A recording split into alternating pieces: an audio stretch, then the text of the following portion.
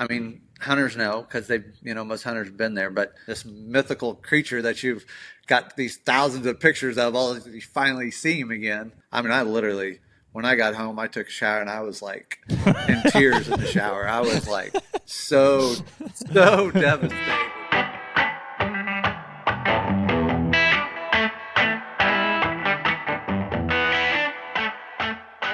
The HUNTR Podcast is brought to you by Predator Camo. Man, this one feels good, right? I know people have been looking at this picture over your shoulder for a while now. I think that was 2018, but we just, over the last, how many years, keep coming back to Predator Camo because it's been so damn good for us. No doubt. I think we bought our first set off of Jen at the Archer Trade Show almost 10 years ago. Yeah. And Jen's still with the company, and the patterns have, only improved since then. They actually were recently acquired within the past couple of years. We've had a chance this past year to go and meet with new ownership, talk about redesigning a lot of the old lines, plans for new patterns, all of the above. So really excited about what's to come, not only this coming year, but in years to come. There's a lot of good stuff coming from Predator. Yeah, and I mean, for us, it's always been going back to that breakup pattern, right? That's the historic look, whether you're talking about the spring greens or brown deceptions or fall grays. Yeah. I mean, that breakup is really what's been so powerful for us in a tree stand. And right now, they're letting anyone use the code HUNTR on the Predator Camo website and get 20% off any of the lines, including all the new stuff that dropped here in July. Be the Predator. And we're back. Heyo. On our podcast, episode 260. 260, baby. Just another milestone. Another notch in the belt. Another notch in the tag, huh? Mm-hmm. Yeah, man, we're cranking. So, hey, thank you guys for joining us this evening, whether you're listening on YouTube, Spotify, or Apple Podcasts. Those are the main places we drop these episodes. We do that every Tuesday night at 6 p.m. Eastern, and as we get into... not quite yet, but we're getting there. We'll start dropping them on Thursday nights as well, so we can look forward to that. Yep. You can give us a like, a follow, or a subscribe. If you subscribe to the channel, it will give you some sort of a notification as to when these episodes drop. So if you're looking for that, that's how you do it. Mm-hmm. We have some merch on the website. You guys can check that out. Some new stuff coming here. Probably early August is looking like when that's the new stuff is rolling out. But we have some of the historic stuff in the meantime here. The legacy stuff. Legacy. That's the word I was looking for. That's a good one. I like that. You can use promo code HUNTR, HUNTR, on any of our partners' websites for a discount of some sort. Some new ones coming out, announcement-wise, here soon. What's that? Oh, new promo codes, new partners and stuff like that. Yep. So that'll be fun. Look for that. And if you've written us on Instagram DM, I feel like this gets longer and longer every week here, but that's all right. We appreciate you guys reaching out. We are diligently trying to get back through all of those. And emails me. I think you're doing Instagram there for the most part. Pretty covered up on it, too. We had that unspoken coverage. So we know. Two-man. We know. For sure. So. Two-man job. Two dragons. And other than that, here we go. Here we go. It's the heat of summer, as we were just talking about with our guests. Let's get a cold front coming, though. Yeah, I did see that. I don't know if that's going to cover all of our places, but at least here, Pennsylvania, at the home base, we've got like a week of like 70s, high 70s. Like I saw a couple lows in the like 56, 57 range. Wow. Like low in the morning, Oh, okay. Yeah, that's still compared to like the 77s we've had now. That'd be a breath of fresh air for sure. Mm-hmm. Yeah, it's been crazy hot. Honestly, I've been really like I think we're kind of on the tail end of it, but I was a little nervous just with our roof. It's like our glycol system there. I was like, I've never run it that long on water. I know our listeners don't know what I'm talking about, but it's like that was a week to test it, and so far so good. So when's the new unit come in? Hopefully in a week or two. Yeah, they said 2 to 3 when I ordered it. So yep. Hey. Cheers. Hey, cheers. Yeah, a little sipper here. Just a sipper. Yeah. It's the evening. We're doing an evening podcast here. Good evening. Good evening. From the podcast studio. So, yeah, man, I mean, this is, I don't know exactly when this is going to air. Sometime in July. But this is like, we're in it at this point. Full locked in. I mean, we got cameras being deployed, beans and corn and food plots are grown. We probably are getting ready for brassicas here in the next week or two. I'm gonna poke fun at you for a minute. I'm gonna get you a T-shirt that says that we're in it at this point. We're in it. Is that in every week? You like that? Yeah, I'm in it at this point. Once you have a couple good velvet bucks in, we're in it. We're in it at this point. You're locked in. So, but we know July is a really busy month for us, not only just in the planning side, but we've got some trips with Hoyt and some of these other guys that we're going to be going to, and so we're actually recording this the evening of June 26th. Just try to get ahead here a little bit on the docket and on the schedule. We'll catch back. We may or may not drop some doubles to catch up here until August 1st. We'll be real time. I assume in August that we haven't really nailed it down. I've had a few people ask us about when doubles come back. August, September. Sometime. It probably I would say right before Labor Day, because at that point seasons will be opening for us. Well, per our discussion this morning, we may be getting after in it, Kentucky. So. So right before that, I bet we do our first double, and that would be when Hunt Companion comes out too. And Hunt Companion, little foreshadowing there. Hunt Companion. Just so y'all are ready for it. Does Kentucky open on the 7th? Is that I think 6th or 7th of September? Yeah. Oh, that's late, huh? It's the second Saturday. Well, yeah. It's the 6th or 7th this year. Oh, wow. Yeah, I'll be out in North Dakota like August 29th or something. Because I think the 1st is on a Sunday. If the 1st was on Saturday, then it would. I see. But yeah. So, yes, that's as late as it could be. Mm-hmm. Yeah, yep. Gotcha. Yep. So, yeah. So we got that going, and we got a pretty cool guest this evening. Yeah, very cool. It's Ty Easley, forgive me, is our guest tonight, and which is really cool because, dude, Heartland Bowhunter, and we'll get into it, I'm sure, with Ty here, but like they've got to be one of the longest or most memorable and impactful. Like for me, I remember having the DVDs, and like right alongside, it would have been, Midwest Whitetail for sure. Those are the growing deer days. It was like in that time frame. I can't remember pin it exactly when, but I definitely had at least one or two of the DVDs from Heartland Bowhunter, and I was like, dude, this is like, there's nothing else like this. There's nothing on the Outdoor Channel like this. There's nothing. And I can't exactly recall if Ty was a part of it that far back or not, but certainly along the way we've watched like quite a few of his hunts. You and I just watched Hijacked before we jumped on here, and there's a Kansas buck that he killed. That hunt just it's pretty iconic. It's like that's just like it's a dream. It's like if you could recreate that, it's like that would be That's what we're trying to bottle up and relive all the time. Yeah, and so you can just tell, I think, through the camera a lot of times, certain guys have an attitude towards hunting and like a humbleness and just a humility about it that I think compelled me to reach out to Ty. So looking forward to spending some time with him tonight. Awesome, man. Well, let's bring him on. All right, Ty, we got you, buddy? Yep. Yes, sir. I'm on here.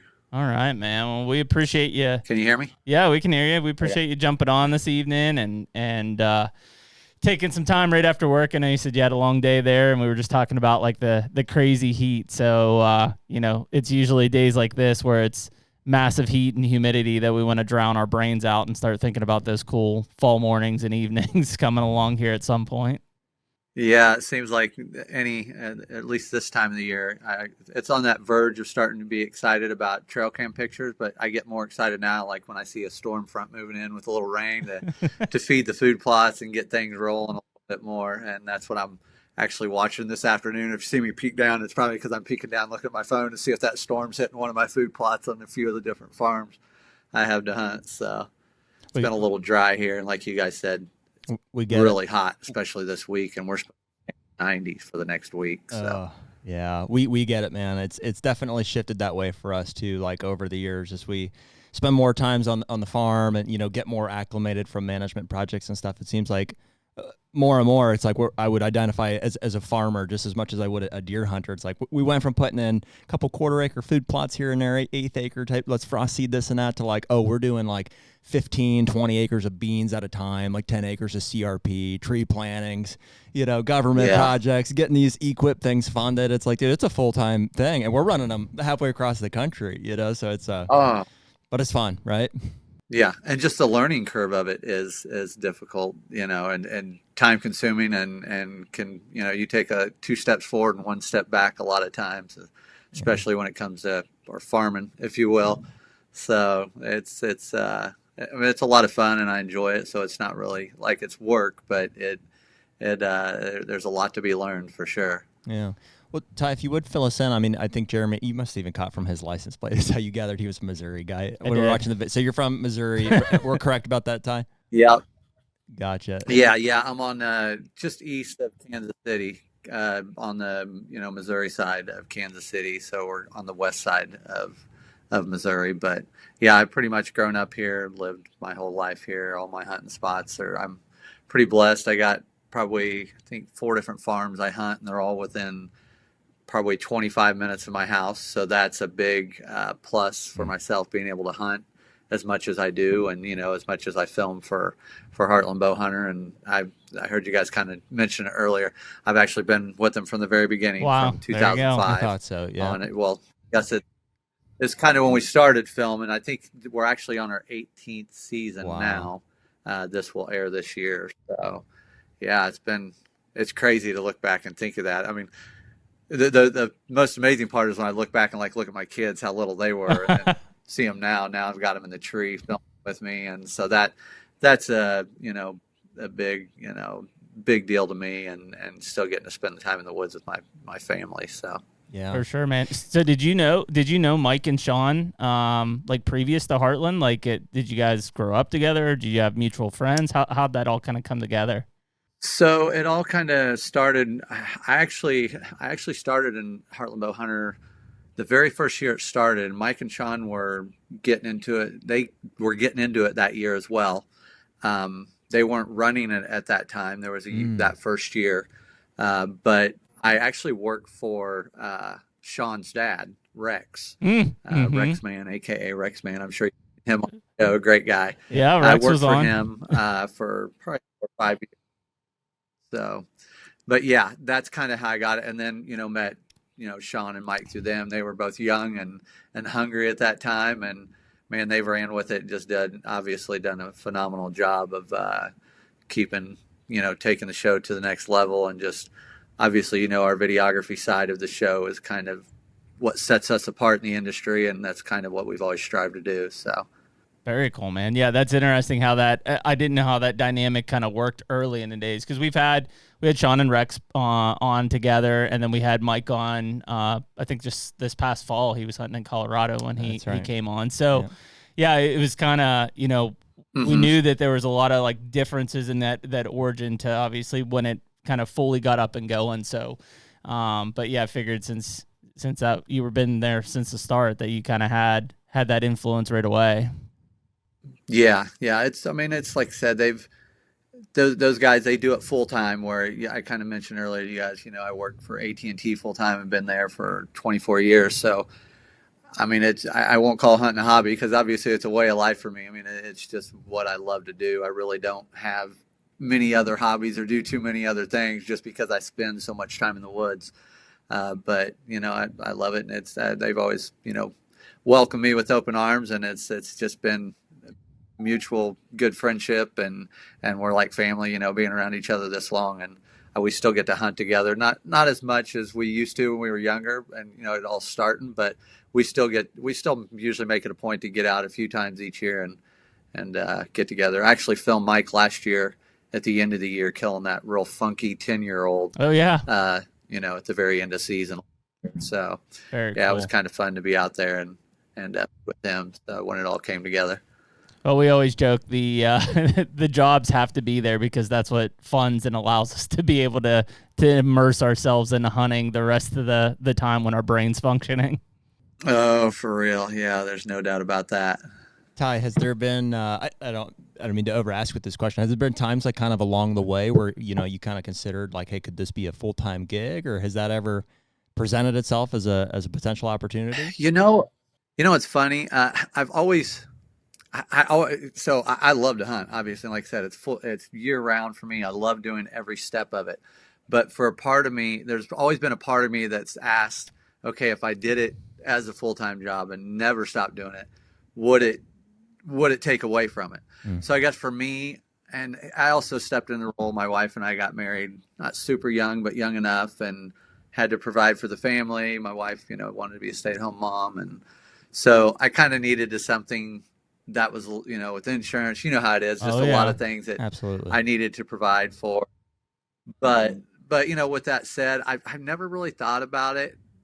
Maybe a little bit, but I've always just had stuff that I knew I needed to take care of family-wise, so I've never really dove into that side of it. I'm getting a little closer to retirement now, so I'm kind of leaning and looking towards that, what I could do, when I do retire, and maybe make just a little bit of money on the side and enjoy it. But I do like stepping back. I think I've said that a lot of times to a lot of different people. I like that aspect of of going at it hard. And you guys know as well I do, by the time January rolls around, February, it wears you out Yeah, when you're you tired. go at it as much as we have, especially if it's a long season and things aren't going great.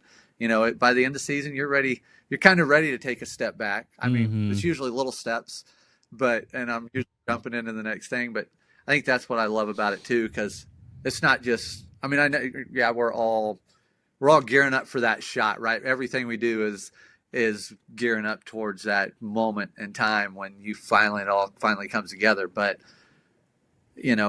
with that said, it's nice to step back. I do enjoy kind of taking a break and then getting amped back up about it. And usually this month, June, is usually that month I've kind of really, all my food plots are in.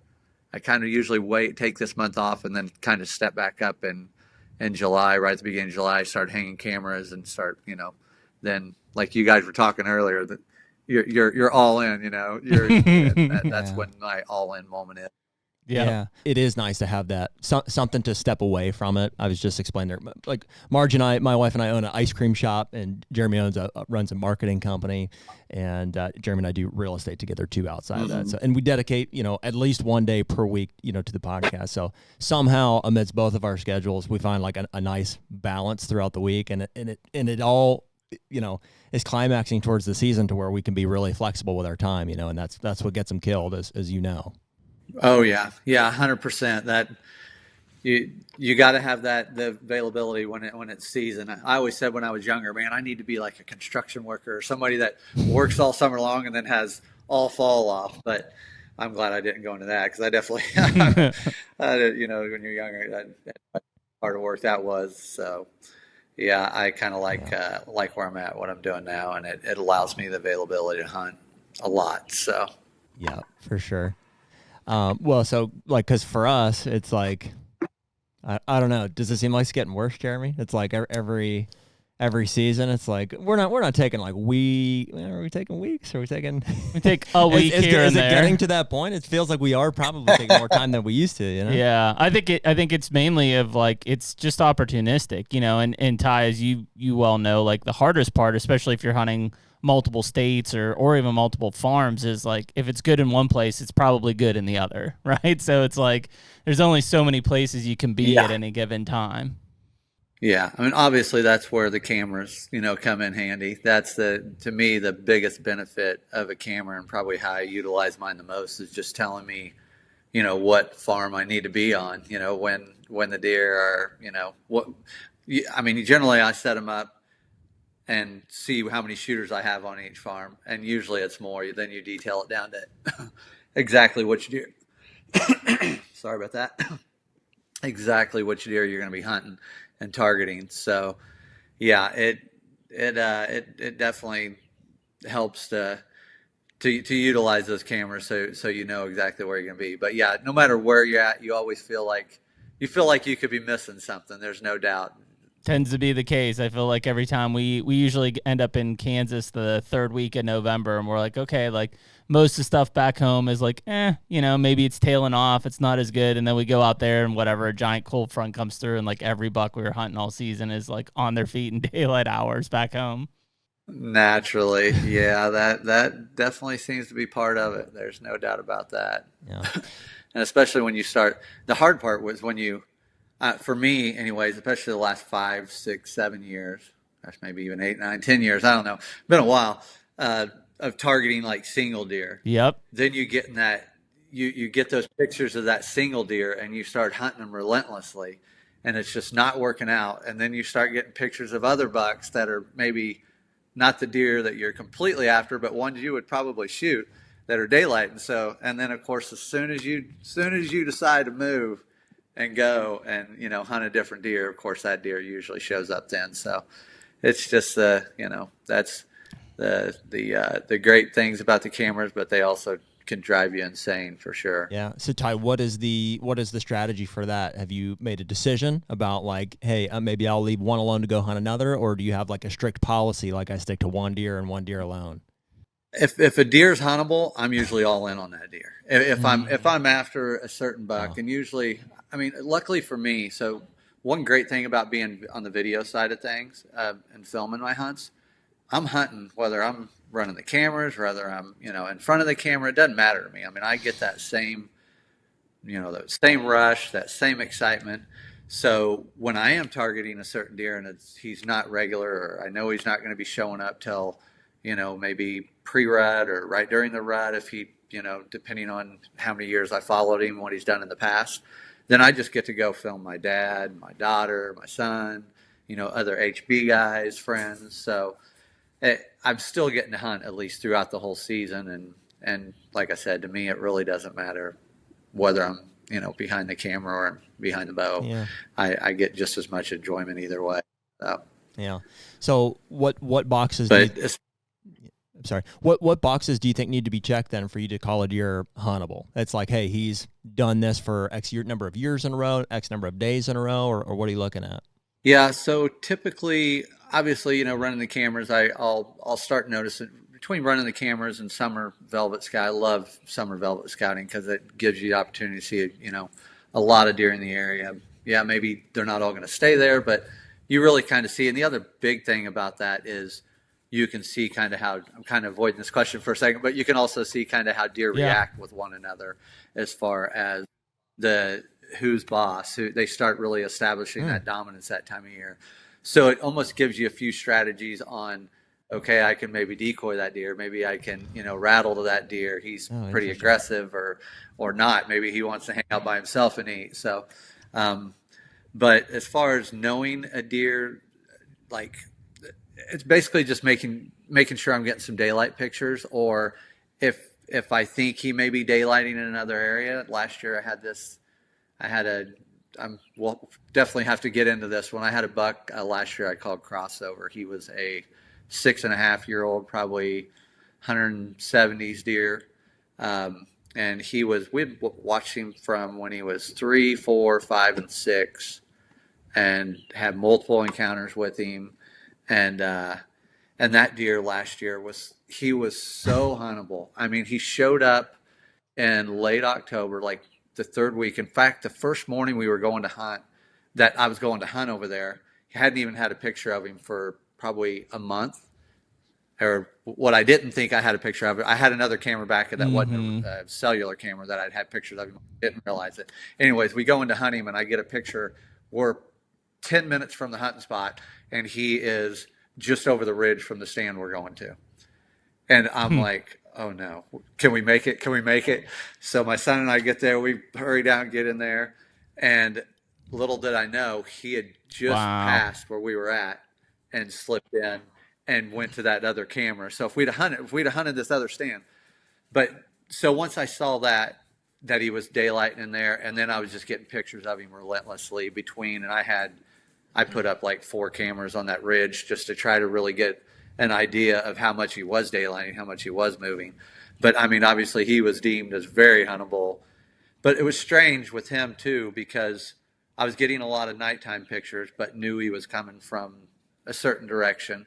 So the opportunity I finally got at him was actually in an area that there were no cameras. I ended up setting up down in a field because all my stands the wind wasn't right. And I moved in closer where I thought he was bedding on the edge of this field with a decoy. And he read the script like you wouldn't believe. Come in perfect. Hit the horns together. It had a spike that came into the decoy first. He saw him, and the big one jumped the fence, come in just perfect. And spoiler alert, it was bad. It's the first whitetail buck that I've missed in probably 10, 12 years. And it was due to, so you guys know we shoot the Garmin sights. I don't know if some people are fans, some people we've never shot them. We've heard I've played around with it, and in theory, it's like, point, aim, range, shoot. I know a lot of guys will still use them. They like them, but they have, I guess it's, what is it, like a fixed pin setting, Ty, like that you can stack pins. Instead of stacked pins, you can double tap And I have that on mine. We've been shooting them for, gosh, I don't know, maybe 6 years now, 7 years. So, I mean, I'm very comfortable with the sight. And I mean, I'm to the point where I trust the sight. And I always, like, when I draw and range with the sight, I look at the top to see my range, because in my mind, I still want to know that it's ranging what I'm thinking, right? Yeah. So as he's coming in on the ground, he's coming in. Of course, the whole way he jumps the fence, and we got a real borderline wind.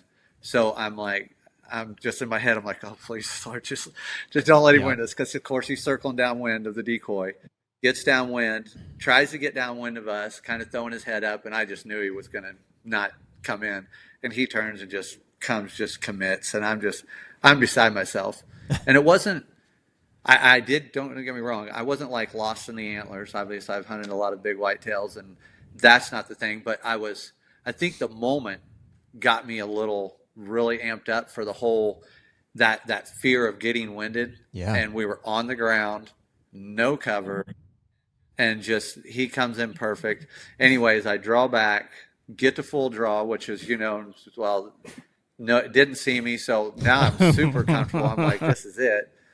And I mean, he was dead. I mean, there was no doubt. I mean, he was dead. And I range him. He's at like 30 yards, and he's still walking towards decoy. So I'm like, I'm just going to let him keep walking, let him stop, because I didn't want to bleat and make him nervous. And I had one bush that he had to get past on the ground. Of course, he stops like right on the far left edge of this bush where, I can shoot like right. And to me, I could see through it. Like, I've got a shot. And I range again. So now I've already ranged him once. It was 30. So I pushed the button again, and I made the mistake of not looking at my thing. And I didn't realize it, but it ranged it at 7 yards, and it dropped my pin higher. And I just didn't, in the heat of the moment, I wasn't ready, or I just didn't realize it, and squeeze it off. And as soon as I squeezed it off, I just saw the arrow go and drop right under him. And my heart was just, I was devastated. I was probably the most disappointed in 30 years, 35, whatever years of bow hunting. Probably the most disappointing moment of my bow hunting career. I was just, and he would have been the second biggest whitetail I ever killed in Missouri, score wise. But just for it to, and I've never shot a buck from the ground. So it was like, it literally felt like this was like meant to be, it was going to happen. And I do look back and like, could I have done anything different? Could I have maybe kept my cool a little bit better? I did get a little excited, if you will, in the moment. And I think a big part of those adrenaline rushes, especially like, we call it buck fever, whatever you call it, like any of those moments in life, and I think it even goes for like real life situations, not just hunting, but the moments that get you, or at least me and most people, like most excited and like over anxious, where you can't control it, is when things start like that are out of your control, that you're worried about, like, am I going to get winded? Is he going to see me drawing? Those things. And we as hunters, I think we try to eliminate as many possible scenarios that can make something go wrong. And so in those moments, we can stay calm and cool and collective because when a deer, I don't know about you guys, but when a big buck comes out in front of me and I'm in a tree stand, the wind's hit me in the face, he's feeding, everything's perfect. I mean, I don't get me wrong, after the shot, I lose it and excited, but you can stay calm and collected in those moments, but not, that was definitely a learning, a little bit of a slap in the face learning curve for me on those moments. But and always double check your range on those garment sites. And I love them. I think they're game changers, and you use them correctly. But that was the first time it kind of cost me. If I'd have seen it said 7 yards, I could have pressed a button and hit my stack pins, and put 20, 25 right on him, and I'm sure would have been perfect. But unfortunately, it didn't go that well. So. That's tough, man. I mean, Jared and I talk about it all. That one was a stinger. We talk about it all the time, and that, when you're super confident about your gear and even just the planning, like you said, when you're in a tree stand, a wind smacking you in the face, they're out there feeding, not a care in the world. They have no idea that you exist. Like, there's a very fine line there of confidence that you're just, everything, you're going to get the job done, and you're already putting them in the truck before you've let the arrow fly. And that's a tough spot for a lot of people, because I think most of the time we err on, like, you talk about all the time, like, you're just like, he's dead. And there's a mindset of that, but at the same time, it's like, don't go too far, because there still is a process that has to follow, Well, to make it happen. I guess let me clarify, because like Ty is saying with that experience, like, dude, even the fact that deer exists makes me nervous. Like, and like, it's just the minute he steps out and it's like, it becomes real. You're like, okay, we've got to this point. Now it's like, yeah, you can become paranoid about all the things even that are out of your control. Like he's dead confidence comes from me knowing I've done everything that I possibly can. My gear, everything is as idiot proof as it can get. All I have to do is get drawn and kill him. But still, until it gets to that point, and I can definitely relate to what you're saying, Ty, there. It's like, as those things happen that you're like, you kind of don't expect it to, you're like, oh, he's not going to jump that fence. Oh, he's going to catch my wind over there. He's not going to commit to this decoy. I'm not going to actually get drawn on him with no cover here. And when all those things happen in a very short period of time, it's almost a disbelief that you're about to pull the trigger. Mm-hmm. And mount that on top of just, making a good regular shot. I mean, it's a... Yeah, that's real shit. Yeah. Yeah. And I mean, I always, kind of preach to my kids, you got to, in that heat of the moment, I mean, it has to be instinctive. I mean, you have to have shot 1,000 arrows. It has to be, because you're not thinking about that stuff anymore. You can say you do. You can say you're, okay, I'm going to pick this one little spot. I'm going to aim right. I'm going to do everything. But you're out of your head at that moment. It is such a surreal, I mean, hunters know, because they've, most hunters have been there, but it definitely steps it up to another level when you're after a certain deer. And like you said, you finally, this mythical creature that you've got these thousands of pictures of, you finally see him again. And it's just like, wow, this is, this might finally go down. And yeah, it definitely was I literally, when I got home, I took a shower and I was like in tears in the shower. I was like so devastated. Like, it literally, like, how could you make this close? This is like the worst. But the cool part was, I mean, it was November 6th. You know what I hear even worse? So we get home that night, and of course I'm bummed, and we're going out for, my birthday is November 7th. I'm a rut baby, by nature.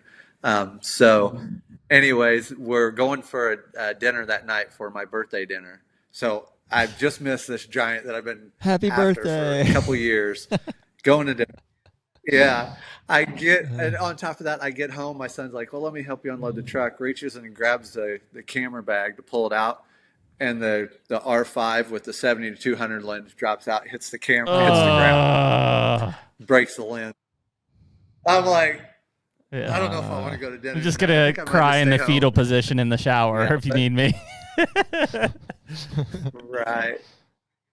But those moments, I mean, you start this process years before, and every, your food plot, you're doing everything you can. And don't get me wrong, the ride, I love the ride. I love all the way, to that point. But boy, it hit me hard. It was a tough moment to live with. And, you just, all you can do is dust yourself off. You love it. You get back up and you keep going. I assume you didn't get another crack at that deer that year. Is he still alive, or? So I hunted him hard. It was just November 6th. Yep. So right, still peak. It's just go time. So I'm like, I'm as this deer was. I'd picture this deer every day on one of my cameras. At some point, maybe nighttime, but at some 24-hour window, there was probably a 10, 12 days that I had a picture on one of these 4 or 5 cameras that I had out on this 300 and some acre farm. So he was living there. So I was super confident. We were hunting, I have my job, so I still got to work, but I was hunting him whenever I thought I had a good opportunity. And I can't tell you how many times we'd set up on one end of the farm. And I remember one evening in particular, we got up and there was 2 sets I could have hunted. I'm like, he's been at this one way more. I know he's been at this one a few times, but let's try it here where he's been at. Hunted it, and sure enough, he shows up on camera like 30 minutes before dark on the other one. And yeah, I just literally punched a tree. I'm like, let's go. He's not going to make it here in time, and got out of the tree. And plenty of shooting light. I know it was the one deer I wanted to hunt, and left. And then and still had super close calls. Never saw him again from the stand, but had multiple encounters like that. Just picked the wrong tree, or he'd show up 10 minutes after I got out of the tree, just random.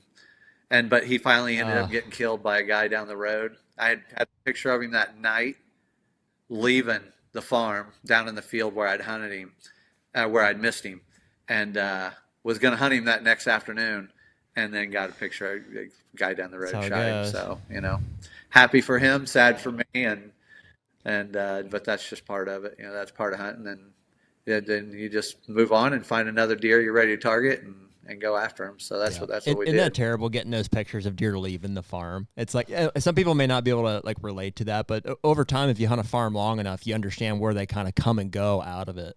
And they're not necessarily hunting spots. It's just that's where they go up through there. I told you this morning about temptation. It's like I knew when he left, it was a handful of times, and the whole time he's gone, I'm like praying. I'm like, please let him come back in one piece. Yeah. I did want to ask you though, Ty. That time that you got a picture of him, and you're like, I know he's not going to make it here by dark. How far was he from your setup? He was probably it's about 500 yards or so, 500 and some yards away. So I mean, if he'd have got on a hot doe and beelined it and ran his way there, but I mean, I've had enough pictures of him to know how he worked this big valley. And I just the likelihood of him making it there and within a 30-minute window was next to impossible. He did show up there that night, but it was about an hour and a half after. I'll tell you won't be able to see it, but whenever it's on Jeremy's camera angle, there's a deer mounted here next to the TV. It's a big velvet buck that I did something very similar on. Mm-hmm. This is in Ohio. I don't know, 4 or 5 years ago. Mm-hmm. And it was opening day. And I was same thing. I have a east and a west twin plot is what I call them, and they're about 500 yards apart from each other, just little clover plots.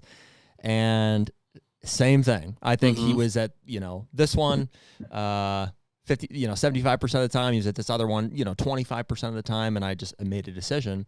And I went and it was the opening day of the season. I went and I hunted the west twin that evening, and just had a crappy hunt. I had does blowing at me. It was hot. The wind was swirling.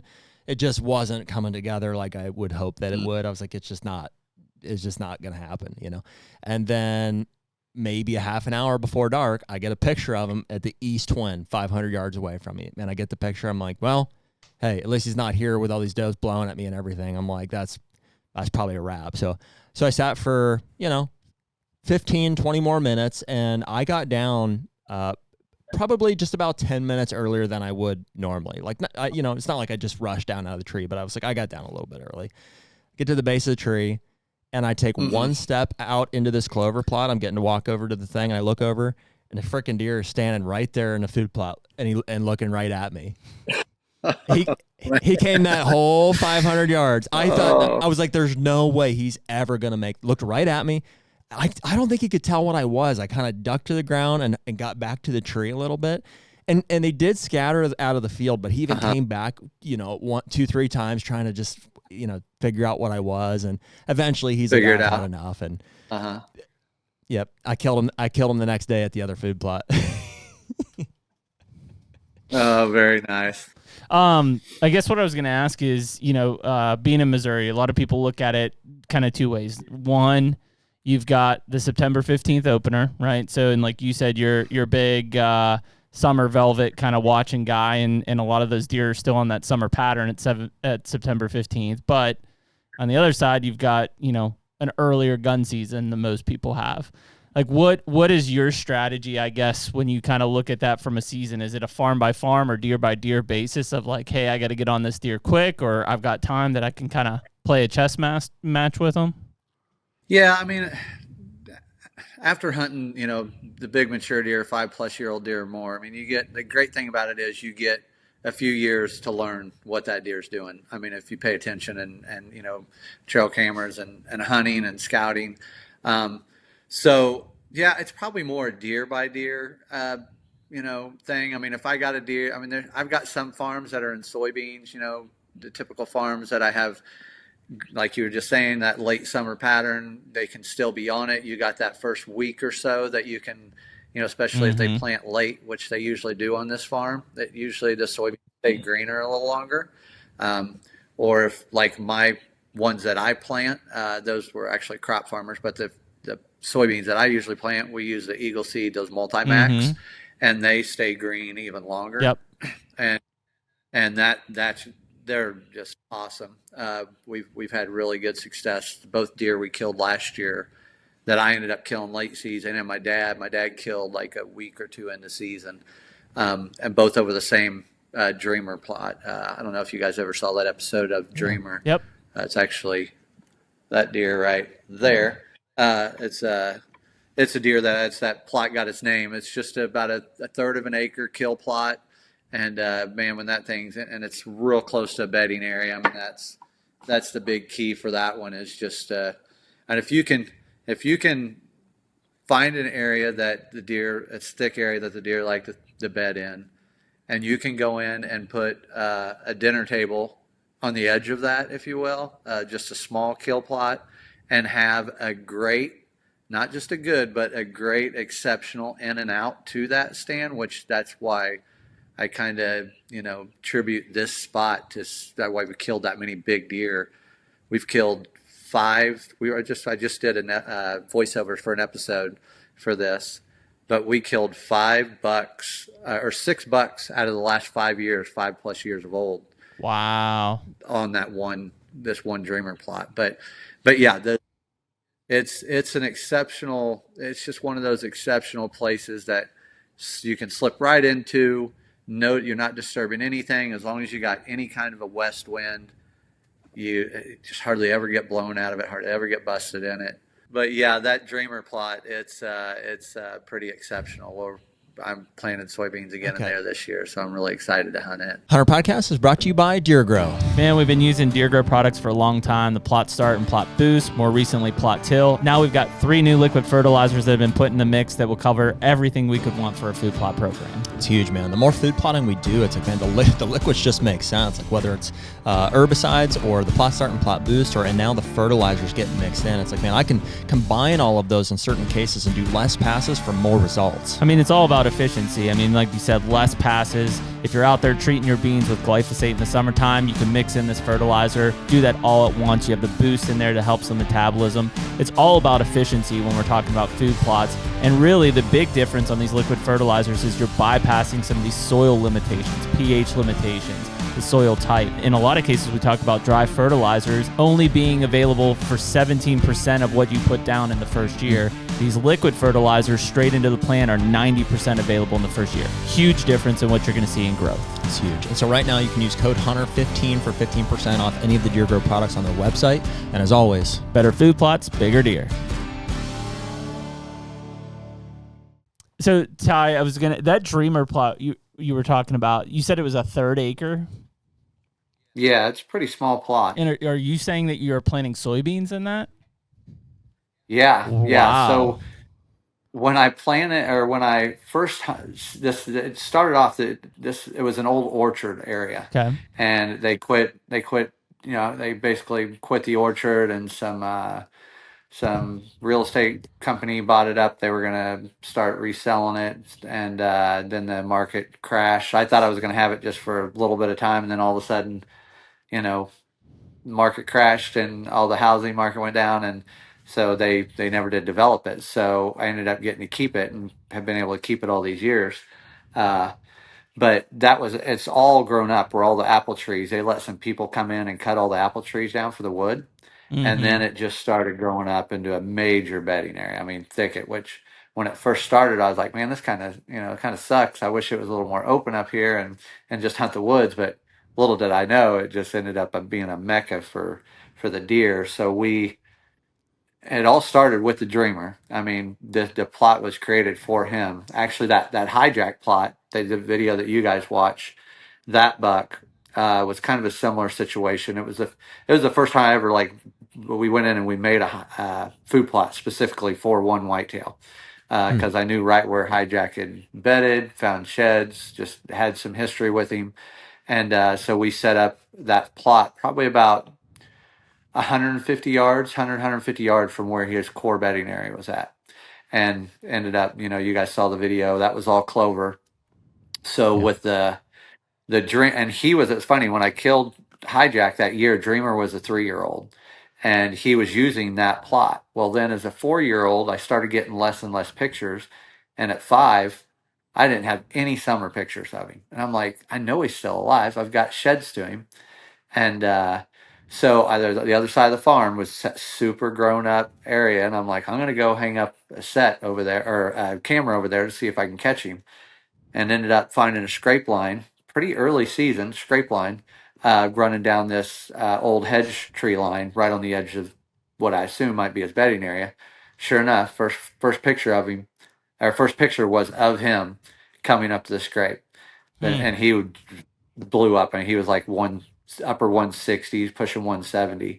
So right away, I'm excited. I go in, and this was before that was a food plot. This was not a food plot yet. This was just right on the edge of his bedding area.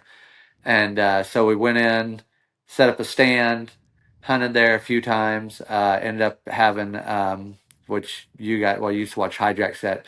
If you ever watched the Dreamer episode, I think it's on there. I think they show me. Well, there was an 8-year-old buck that we called Holyfield. He had a rip in his ear, and he showed his face the first time right on the edge of shooting light. I definitely could have killed him, but I was after Dreamer. And then the second time he came in, it was like another hunt when I was hunting Dreamer again. He comes in, it was like 45 minutes before dark, and there was a doe that kind of caught our wind, and he could tell she was nervous. So he was trying to figure out what she was trying to, and he's walking back and forth and my cousin's in my ear, shoot him, shoot him. So I shot him. And so Dreamer got to live another year. And at the end of that year, I actually was in the tree, and I was like, next year we're going to have a food plot here. And Dreamer's going to come right here, and I'm going to shoot him. And that's exactly what happened. We ended up putting in a clover plot, and it was just beautiful, lush clover. And he came in and ended up shooting him. But now, since then, we left it at clover for a couple years, and then made it a little bit bigger. And I was like, man, I wonder if we could do soybeans in here. So instead of making it all soybeans, I was like, I didn't know how tall they were, if I could get a shoot through them. So we made one lane down the middle in clover, about 5 yards wide, and then on the far west side of the plot, we made an opening about 10 yards wide of another clover where we could put a mineral lick, and that way we could fence in all the beans. So without a fence on that property, no way the soybeans could grow. I mean, just they would be devastated. In fact, I've had few years ago when I put soybeans on there, I had one buck that I ended up killing a couple of years ago that would jump the fence. And he was the only buck. All the other bucks would come up to it and would not jump it, but he would jump it. So he kind of ate it down a little bit, but it wasn't enough to where they still grew. But last year, man, if you get to watch the video coming up of my dad killing one, and then I filmed a buddy of mine killing a giant 170, I think it was 175, 180 deer. But that one will showcase kind of the Dreamer plot again. And I had my soybeans in there last year were like 5.5 foot tall. Wow. The Eagle Seed beans, they were, and just thick. And yeah, it was pretty awesome. But even then, when you take that fence down, I bet 3 weeks, 4 weeks tops, and they got every leaf eaten off of everything on a third of an acre with, 5.5 foot soybeans. So when they find it, you better be ready to hunt, because they're going to be. Yeah, I mean, it was one of those. I actually watched the wind. I usually open it like right before season. I used to do that, and I'm like, man, I'm giving them a week of food, and I can't even hunt them. So last year we waited actually like a week into season, because I was waiting until we were going to get the westerly winds, and I knew they were coming. So I went in and opened up the fence about, probably about 5 days before the westerly winds kicked in, and he was in there. That buck 7 up. My dad ended up killing off there last year. It worked out perfect. So that's awesome. Ty, do you find that those Eagle Seed beans put much of a pod on, or you get much pod production out of that small of a plot, or? So they had the multi-max ones, and then they had the pod haven. So it's funny you say that, because into season last year, I ended up, so they, like I said, they went in there, they demolished all the leaves, and they were eating pods. They were eating the deer over there. It's just such a high deer density. They literally eat you out of house and home. So this year, well, with that said, they ate all the leaves. So I went in and I spread some turnips and radishes, which was a good thing, because it ended up saving me for late season. I was able to still hunt it. Otherwise, I wouldn't have had there would have been nothing on the plot. And we had snow come in and they were in there digging up the turnips and radishes, which ended up letting me shoot in the deer that I ended up killing last year, after after the whole crossover fiasco where I missed him. Yeah, it was funny real quick. So after I missed crossover and all that happened that night, I decided to target another deer that was like a 8.5 year old on another farm. A weekend to hunting him, and he gets hit by a car. He lived 8 years, Ugh. and he gets hit by a car. And then so I The decided week to you go to decide to hunt another them. farm. Do what? The week you decide to hunt them too. Yeah, literally. I'm like, how is this possible? So I switch over to another farm, start hunting another buck, hunt him for about a week. It's got a few daylight pictures of him, hadn't laid eyes on him yet.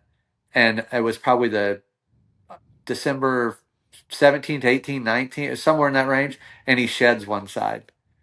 And I'm Oh, like, good, nice. So now I'm down to hunting a 5 year old that's like, which again, I'm all about the age, but I mean, you're about the antler too. I mean, I'm not gonna lie. Everybody yeah. wants to shoot a big buck. Um, but I ended up killing a 5 year old that was maybe 110, 115 year, 100, 115 inches. But it was still awesome. But with that said, the whole planting the turnips and radishes there once the soybeans, leaves come off, ended up Hmm. paying off. So it was just a continual, always trying to think ahead to that. Okay, get that next edge. I'm not thinking of just the beginning of season. I'm thinking of, okay, if this ain't gonna work out, what do I got next? And if this ain't gonna work out, what do I got next? And Yeah. and preparing myself for those situations to be ready for. Yeah. Ty, what was the thought process with putting that in beans in the first place as opposed to just clover? Um, just I know what kind of a pull beans are. I mean, when I go film summer velvet footage, that's where Mm-hmm. I go. I go to bean fields and only bean fields. I Sure. mean, they're just I don't we don't have a lot of like alfalfa fields around here. Hmm. We got a lot of grassy clover fields, but they're in the soybeans. I mean, the deer are in the soybeans eating those, and with that multi-max, it's such a heavy tonnage of leaves and early season. And, they do have, you did mention, sorry, I might have missed that or answering that question. They do have another blend called Pod Haven, which is specifically, Hmm. obviously, for pods. And I Right. planted that behind my house last year and it worked. It did great. It did what it was supposed to do. The only drawback was I planted a little early and Mm-hmm. the multi-backs beans will stay greener longer. And right about the beginning of deer season last year, right about the first week, second week of September, all my leaves started turning yellow. And I'm like, crap. Mm. And there were deer back there feeding in them all summer and they started getting turned off to them. Luckily, I had corn in there too. So I was able to go brush hog some corn and, you know, kept a majority of them in there. And, but yeah, so this year, what I did is I mixed all my Podhaven and Multimax when I spread them because I always do just I don't have a planter. I've got a buddy that's got one that plants my corn, but on my soybean Mm-hmm. plots, I just broadcast. I disc them real good, broadcast them, and then harrow them in with the 4 wheeler. Um, but I harrowed in the Eagle Seed Multimax and then the Eagle Seed Podhaven beans together. So hopefully I got to get a little bit better mix and have a little bit for early Hmm. season and late season. At least that's my theory. We'll see how that Ty, holds up. Yeah. Give us posted on that. so Ty, I mean, hearing about Right. that plot and kind of the success that you guys have had on that, like, I guess, and this is stuff that Jared and I talk about, or we talk about with people who are watching this all the time, is what do you think makes that farm so good that it's producing that quantity of mature bucks kind of year in and year out?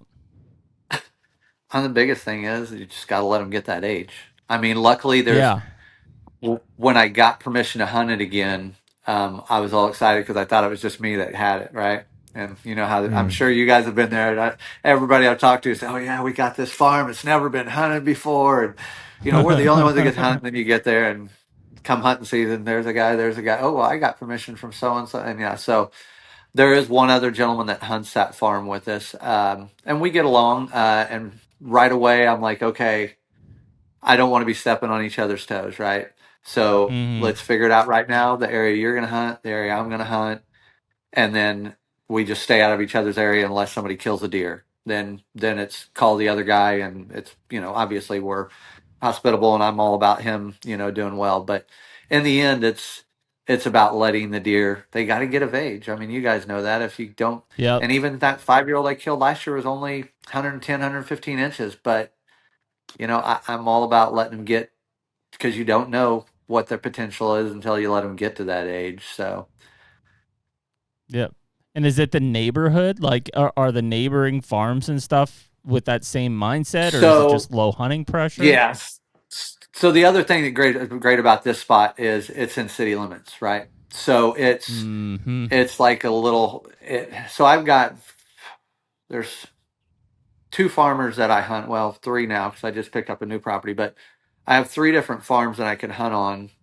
One of the farms has like 2 different spots that are, one of the side of the farm's like 300 and some acres. The other side's like 200 and some. The other farm where the dreamer plot's at's just up the road. So I get deer that bounce around. It's less, a mile away.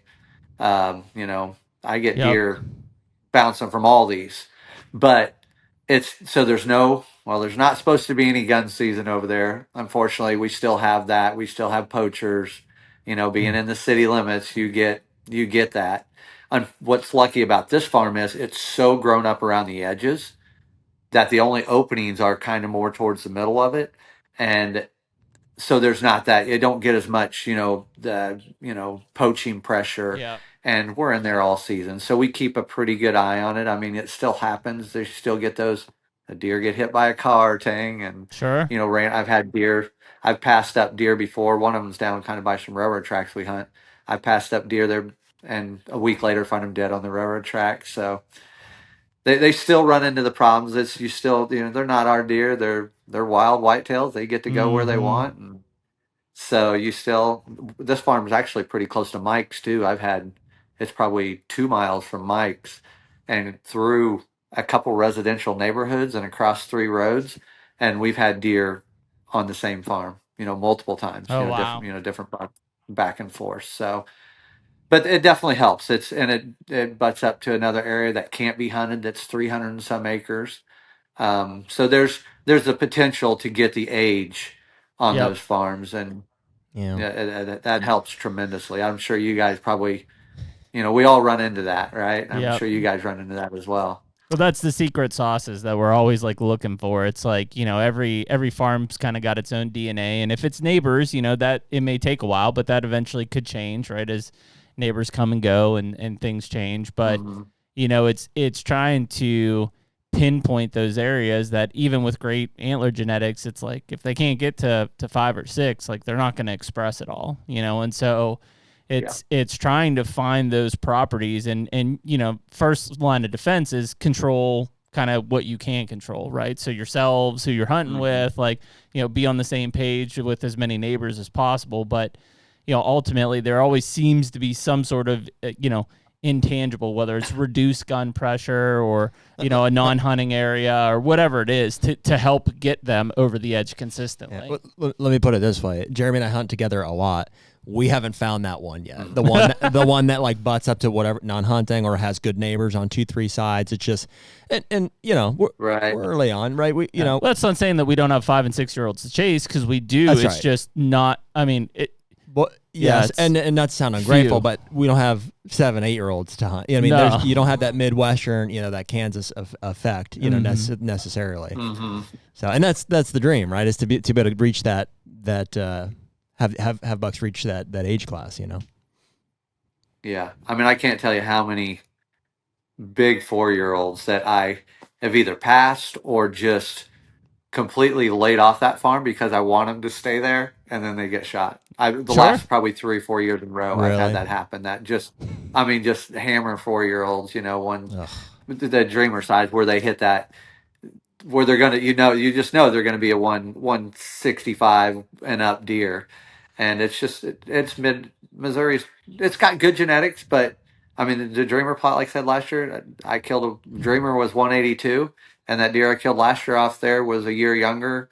How many ever years later, and he was 110 deer. I mean he was, so genetics, obviously genetics play a part. I think it's if a deer doesn't have the potential to get to be a giant, no matter how old he is, he's not going to make it, to what a lot of people want, Yeah. as far as, 150 class deer. But Yep.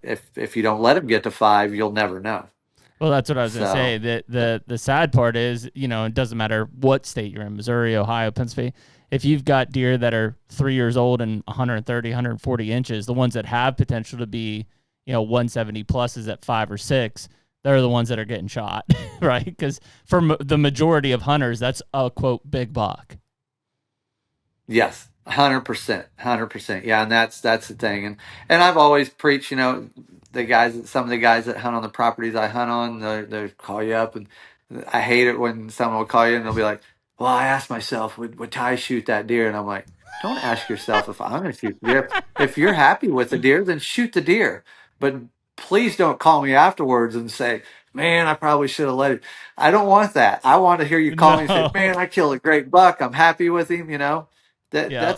that's what it's about. I mean, there's always going to be another deer to hunt. It may not be a giant whitetail, but there's always. I say that always. We take that for granted with turkeys here lately. I used to always think I'd go turkey hunting and see a bunch of turkeys, but these last few years have been a struggle with that. So I can't say that they'll always be, but we're blessed as of right now, and Yeah. I'm blessed with the farms I've had for, gosh, 30 years almost on some of these farmers. And there's a few that we're leasing, and there's some that we've just had that long because we just built a good relationship and help out and, do whatever needs to be done to keep that relationship going, and because it's definitely a blessing and a privilege to us to get to hunt those properties. Yeah. That's awesome, man. Well, and I mean it, when you're chasing older bucks like that too, you need options, right? I mean, if you have all your eggs in a single basket on a single farm, like the odds of it producing a big one every year, a 6, 7, 8-year-old buck is not good. At some point that well probably runs dry, whether it's pressure or vehicle collisions or EHD, whatever, like it happens. So, for you to have kind of that network of farmers and farms to hunt in that area. I mean, to your point, like the ability to even just lay off a property. Yeah, maybe that 4-year-old got killed, but you were doing in your mind what you thought was going to help get him through to the next year, and you had that ability to do that. Yes. Yeah. No, that is definitely a great point, because it is important, I think. And just to give a property, like, I was hunting. I try to hunt smart. I obviously try to hunt the wind. I mean, I'll roll the dice when it gets down to that time and he's moving, because I know, just because the wind says it's supposed to be doing this doesn't always do what it's supposed to. Yeah. So I definitely get more aggressive in those instances. If I'm setting up on the side of a ridge and I can set up at the top and be with the north wind, I know it's going to be perfect wind every time, or I can sit down where I can hit 2 trails instead of 1. I'm probably going to roll the dice and move down where I can shoot everything versus, play it safe and the big dude walking down below me, I can't ever get a shot. So I try to play that aggressive, be aggressive when I can, and then, maybe lay back a little bit when I don't think the time's right. So, Yeah. Ty, on those 2 plots that you'd mentioned there, and maybe there's some others where it's just, people think classic staging plot, push up as close to the bedding as you can do comfortably with rock solid access. Do you have you messed with water in any of those water holes? yeah, actually the the hijack one that you guys just saw, Yeah. there's not a pond on that side of the farm. There's one closer to the Dreamer plot, maybe 300 yards away, but it's on the far side of the bedding area. Mm-hmm. So that hijack plot, I actually came in and we put up a water trough right by it, and it definitely worked. I mean, they were hitting it pretty good. So I definitely think there's a place for that, especially if you don't have water sources by. Mm-hmm. I've got another farm that would be ideal for it, but the guy runs cattle on it too.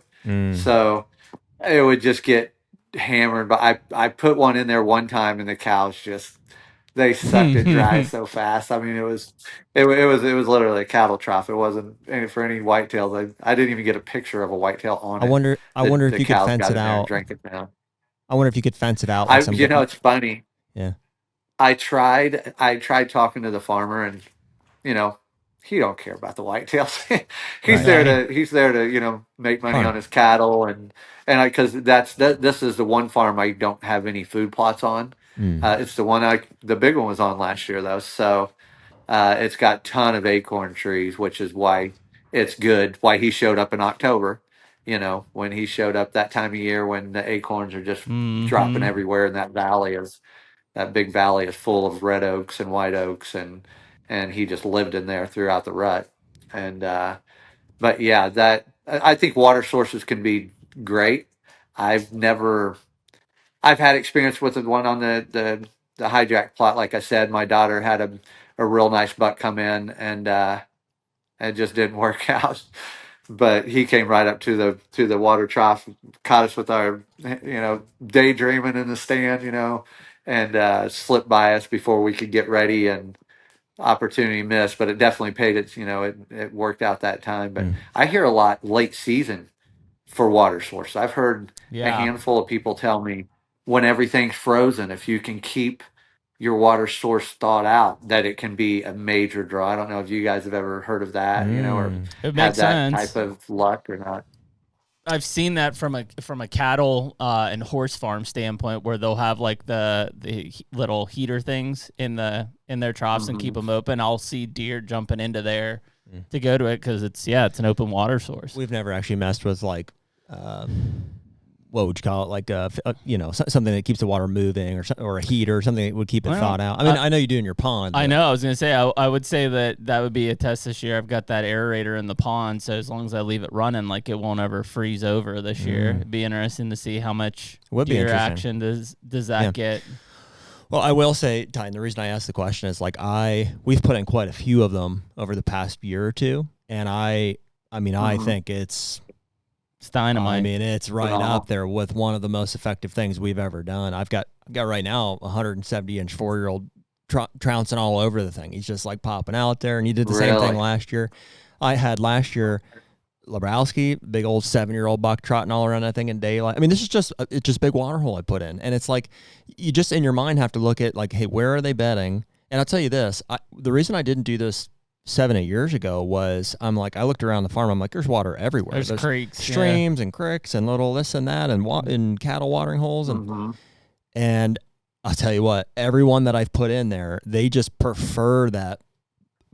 First of all, the location matters. If you can make it convenient for them, so to where they don't have to go all the way down the hill, and and they like it muddy. Oh, yeah. I think stagnant. They really prefer that stagnant water over any kind of a moving water source. And so we've just had tremendous luck on them. No, I could totally see that. So what do you do with yours? Do you like dig a trough in? Do you dig out and then put like some sort of rubber down and then how do you do yours? So I just really prefer the natural look. I mean, if I can do it without a tub, I prefer to do it that way. I did 2 last year. One, we went in there and I had every intention of burying a trough, like a 300-gallon, type thing. And I don't know, in my mind, I was like, well, I might have to refill this thing a few times. And that's not what I want to be doing during the season, but I was like, let's try it. And my dad is just a little bit more like brute force than me, if you can believe that. He's like, well, let's just throw the bucket down in here and see what this thing looks like. So before you know it, we're digging this thing out, and it's like, I'm like, this is like straight clay. Like this is just pure clay. And so we just dug, we dug a whole thing. It was like a 6 foot by 6 foot by 2 foot deep type of a hole, and never got below the clay. And that one just held. We filled it up with a big empty sprayer, and it held like dynamite. Contrast that with, there's another one on a different part of the farm. It was just kind of a waterway. It was just like a grassy low spot that came through the field. No running water source that we could tell, and we're just like, I don't know. Seems like, it's wetter than the rest of the areas. Like that should work. So what we did was we dug it out at the head. Dad started with the tractor bucket, and eventually I ended up borrowing a bobcat, a skid steer from a buddy, just to clean it up, to clean the job up. So we dug it out, dug the sides out a little bit more, a little deeper, and used that to make, we buried a culvert. So we made a crossing, to act as the dam of our water hole. And This is how we did it. I would have done it a little bit differently in hindsight. We just let it rain first, and we filled it up with that same tank and like hope for the best. We're like, well, the other one worked, so let's see. And it was like a matter of 8 or 12 hours. The thing, it was like 660 gallons we put in there was like gone. It's just like zapped completely into the ground. It didn't hold at all. And so I'm like calling pond people and researching liners. I'm like, what do I do here? How do I fix this? Eventually we landed on bentonite, which is, have you heard of that? Is it like where it hardens down on the bottom? Yeah, of it? it's like it forms its own like clay base, basically. Yeah, you buy them in like 40-pound bags, and so we bought a pallet of that, so a few $100s worth of bentonite, and we just spread it out. It comes with 40 bags or whatever. Spread it all around the base of our thing there, and we went to try to work it in. They say you're supposed to, work it in, and work it in the dirt. And that's what I would have done differently. I would have, because once it gets wet, like it's tacky. It's tacky. It's getting in your tractor. It's just a mess. So I would have definitely, and in the future, I'll just put it down right away. We'll dig the thing. I'll put it down. I'll work it in. But regardless, that worked. So over time here, it's started to hold throughout the season. September, October, it filled up, and right now I've got, I don't know, 1,500 gallons of water in that thing. I mean, it looks awesome. So bentonite, that's pretty bentonite exciting. is the trick. So how big is that one? Did you say? Oh, it's probably about 10 by 30. At least. It's like 50. Oh, so that's a big water shower. 15 by 20, 25. Yeah. Yeah.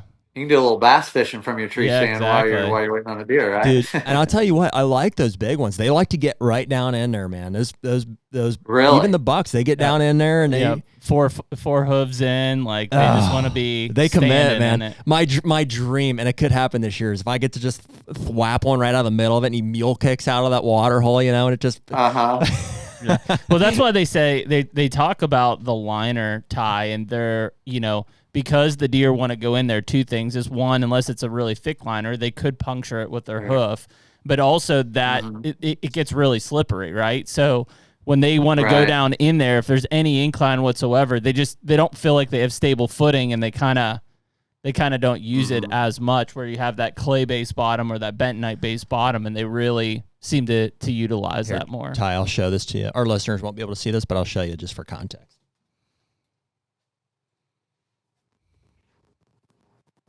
Oh, yeah. That is awesome. Yeah, I'll have to try to start incorporating that, because I've never used, that big, not went in and done it. But I could imagine, even though that pond's 100 yards away from the dreamer plot, it's like the opposite way of the food is. Yep. So if they could get up, come to the plot, and I'd put a tub there before, but I didn't dig it in. I didn't know how much longer I was going to have that farm at that time. And, but yeah, I could imagine. My wheels are definitely turning. I could definitely, especially behind my house. I have a pond back there, but again, they got to come through all the food to get to the pond, and it's probably about a 1 acre pond. But if I put a pond or put some source down below that they could come in, especially during these hot times, these hot summer months, you'll be amazed. And I've got I've got a real clayed area around here, but. Yeah, if I mix that in. So you said definitely mix it in first, though, right? Definitely mix it in first. Well, that's the other thing, too. If you have like a deposit of clay, and you can line the bottom of it, that would work just as good, if not better.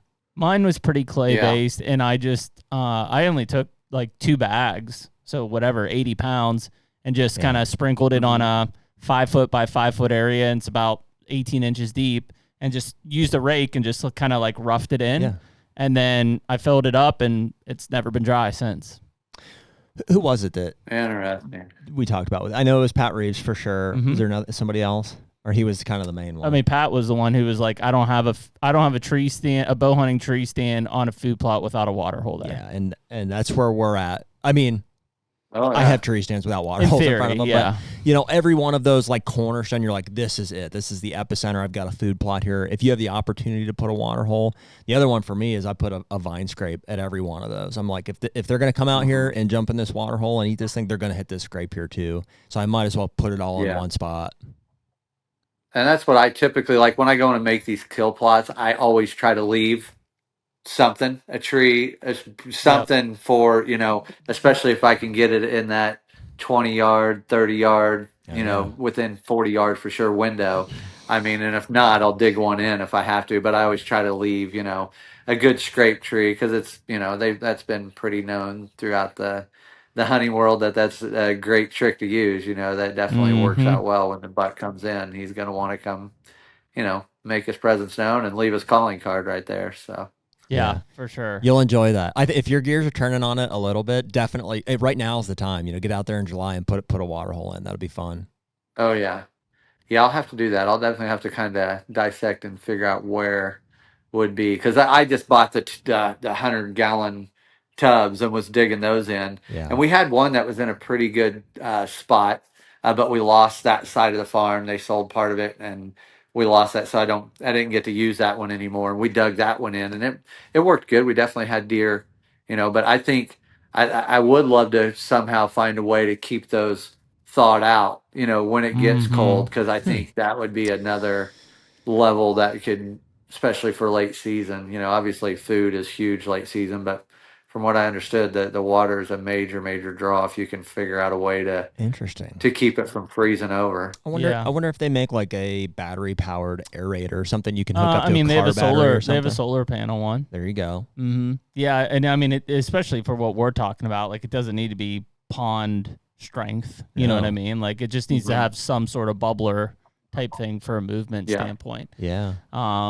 They also make you can kind of mount them on like a T-post, but it's like a little fan that goes in the water and it just circulates it to keep it moving. But I don't, from a static standpoint, like I don't know, Right. if they would That's a want deer to. would be nervous at. Yeah, it just like looks like a little whirlpool or something. But We'll have to look into that though. I think that's I got mine established last year, but it definitely froze over. sure. So I don't really know. I'd be curious to see if I could keep it thawed out. I almost guarantee they would. It's right next to my big bean field. I mean, I They'd know probably like hammer that late thing. season for those afternoon hunts, like and just depending on where they're positioned, but most of the ones I had, I could go in and I would just kind of jump on it and break it up before I went up into the stand. Right. And just have it open. So if something came in the field and they looked and they're like, oh, it's open, And so at least for that hunt, you have it. You'd like to have it in theory open longer than that, but Yeah, all the time. yeah. But you get some of those deep freezes like we had this past year, and there's no way. I mean, mine was probably one solid ice block. At 18 inches deep, it probably froze to the bottom. Right. Yeah, that's what I was going to ask. How deep did you guys make yours? Yours was about 18 inches, you said? Yeah. I think that smaller one's probably 15 inches maybe. That the deeper one's probably 18 to 20 inches if I had to guess. Yeah, probably. Foot and a half. Foot and a half probably. Yeah. That thing's deep. It seems like, and again, this is just having a little bit of like a slope into it versus it like just being straight drop like 2 feet down type of thing, so they can kind of walk into it. That seems to be kind of a bigger thing, at least that I'm seeing. Not that they wouldn't, but like, Ty, I think you'd be blown away with that September 15th opener. Oh yeah, I had one. So the original Clover is pretty similar to those plots you're talking about. It's really it's on a knob. It's close to like bedding. Our access is perfect. This is the one we dug into clay. Dude, I had like this. Mind you, this is like a 6x6 area. I had like 3 deer in there at a time with like 7 or 8 surrounding it, waiting to get in there, type of a thing. They were just swarming the thing. Yeah. And all in fields? Did you guys ever put any like in timber, or are they all kind of out in like open areas? I've got one in timber. In fact, it's in an area like basically it's a transition area between two, like a bedding area and a bigger food plot that I think a lot of them are going to. And it sets up really well, mainly from the access standpoint. So I almost treat it like a food plot just because of how they're moving through. I've got clean access. So basically I think anything north, like I'm golden, right? If they're going to come down and hit that water hole before they go up over top to the bigger plot. I think Sturgis does quite a few in the timber. I would probably do more. I might even do more this year because, man, it's a really good hardwood attractant in there. Just as those deer cruising those ridges, especially during the rut and stuff, man, for them to just pop over and take a drink before they keep on rolling. I think that's a huge, just getting them to slow down and think about something else for 30 seconds. Yeah.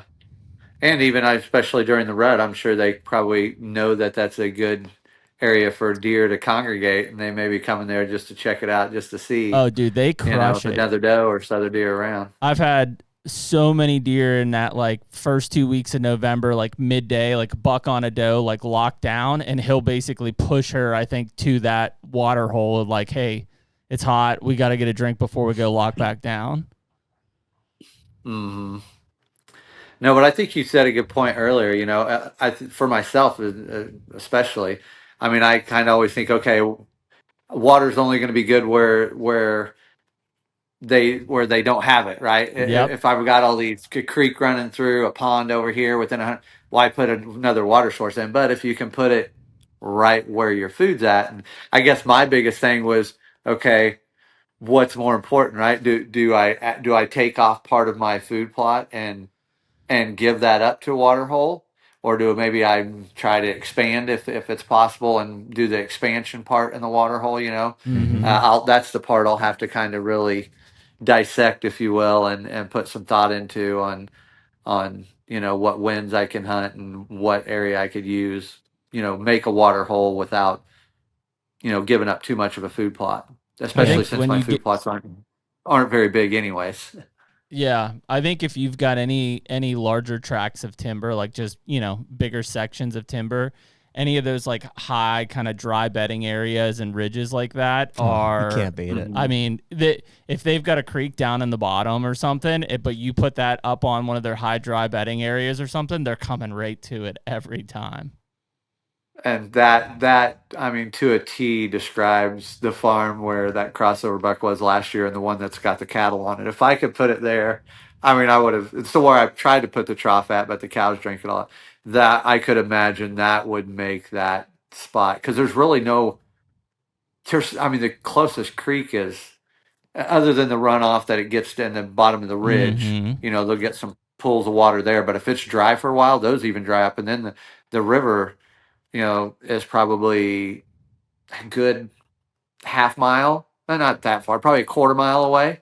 So, I mean, it's long enough where they got to travel ways. I know most, deer get a lot of their moisture, through the food they eat that time of year anyways. But, yeah, water hole up there would be, if we could figure out a way to keep the cows out, Yep, it would be phenomenal. that's it. You said something about fence. You think you could fence it where, I don't know, had them cows, they seem to like push through everything. They're just so fearless. If I was gonna do it, I've never done it, but I would take fence posts, like I'd use like a wooden fence posts. I'd use like a 4-foot horse paneling. Yeah, and I would put like hog paneling, horse paneling around it. Yep. And I'd give them enough space so they feel comfortable. I mean, it would take 4 or 5 of those. Yeah, you don't want them to feel like they're jumping in a cage. Yeah, that's what I would do. But right. But I think that would be enough deterrent to keep the cows from pushing in on it. Yeah, I'm sure it would. Mm-hmm. Yeah, I might have to flirt with that idea. Or barbed wire. I know I could do it put a couple of other farms. A couple strands of barbed wire or something, and like I'd make a thing about it. I'd make one of those wood fence posts, scrape posts off of there, and make it a whole little jungle gym. Yeah. I do think, a lot of people talk about those ridges and some of those dry bedding areas. Can I give you this? Do you guys remember that video of, I want to say it's like, was on one of those Blood Brothers Outdoors video. I don't remember if you've ever seen those. Ty, I want to say it was the Hill Country Bucks video. Mm-hmm. And they killed that thing out of that water hole in the timber. Yeah. Have you seen that video?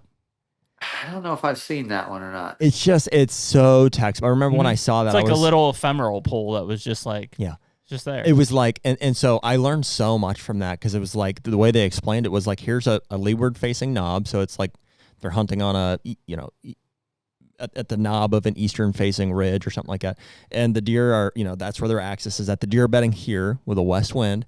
And then, so just directly parallel on the ridge, they have this water hole here. And so the deer they get up, and then they walk the downwind side of this, food source, and they hit this water hole, and they're toast. They're just what they're waiting for every time. And I was like, man, you could create that scenario in so many different ways. We do it with food plots and all the headed ditches that we talk about. It's like, hey, they have to come through this headed ditch here. It's like any one of those are going to try to swing down around to get downwind, and if you have that water hole and you can just be back a little bit further, they're done. Mm-hmm.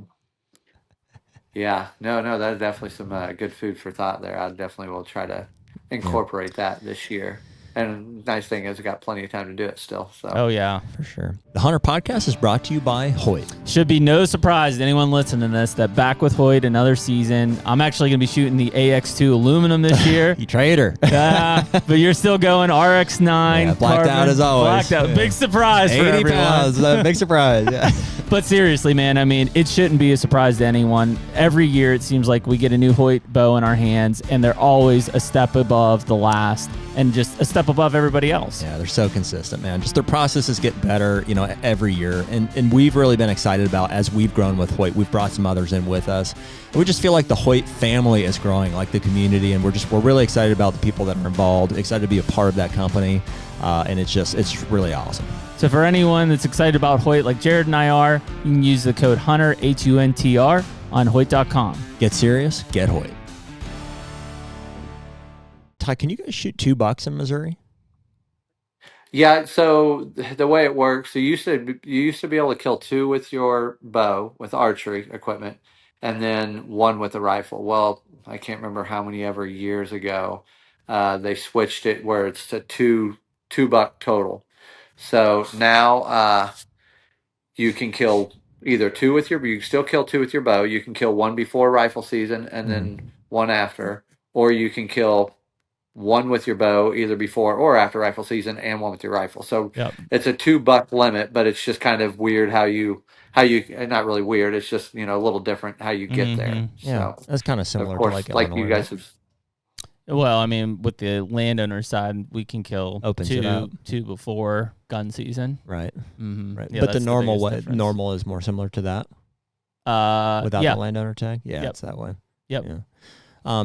Do you find that? Are you punching 2 buck tags most seasons, Ty? Or that's funny. Is that I have never killed 2 bucks in Missouri. Wow. Wow. Really? Never. And it's a big attribute, or it's the big reason behind it is because once I kill one, I'm pretty much dedicating the rest of my season to making sure everybody that I hunt with and help kills one too.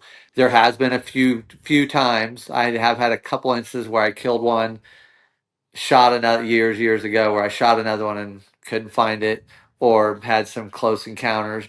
And I've killed some in Missouri and then some in Kansas, 1 in Missouri, 1 in Kansas. I've killed 2 bucks in the same year, but never have. And that's a crazy, I've told people that, they're like, no way. You like, yeah, I mean, I've killed, 1 buck and 3 does, but never killed 2 bucks in the same year. And, I like I said in the beginning of this, I love being in the tree. I just, like early season last year, a couple of guys I hunt with, Steve Leeper, the buddy that killed that giant I was telling you about at the beginning of season last year, he'd been getting pictures of him all summer. And I'm like, if he's there beginning of season, I don't have a deer that big. So I'm with you in the tree. I don't have any. Well, I had one as big, but he just wasn't showing up yet. I'm like, I'm with you in that tree when that goes down, no matter what. So luckily, our first trip in, and sure enough, he was able to punch his tag, and so I just love being there for that moment. I know what kind of work goes into it. I know the emotions you go through, the roller coaster leading up to it and after the fact. And I love sharing that with people. So, and I think that's why I love to film, because you get to relive those moments. Yeah. You can tell people all you want about how it all went down, which don't get me wrong. I think that's an important part too, to be out there and to do it by yourself sometimes, or have that side of it. But even if I quit filming with HB tomorrow, I would still go hunt with somebody else and probably film the hunt, just because it's a part of what I love about archery hunting. Yeah. So. Ty, are you involved with the HB film school and stuff at all? Is that something you're involved with? Yeah, when we did the film school, we haven't done it for a couple of years now. Okay. Now they're kind of been doing the land management the last couple. I've seen that summers. Yeah, but yeah, this. I was part of that, when we were doing it all those years in a row, and it was a lot of fun getting to meet different people and getting different ideas, and it was usually right in late July, so it kind of relights that fire and makes you want to get out there and try different things and just try to be as creative as you can. My son is really gotten big into it this last couple years. Cool. When he was younger, he loved to turkey hunt, but the deer was like just too much.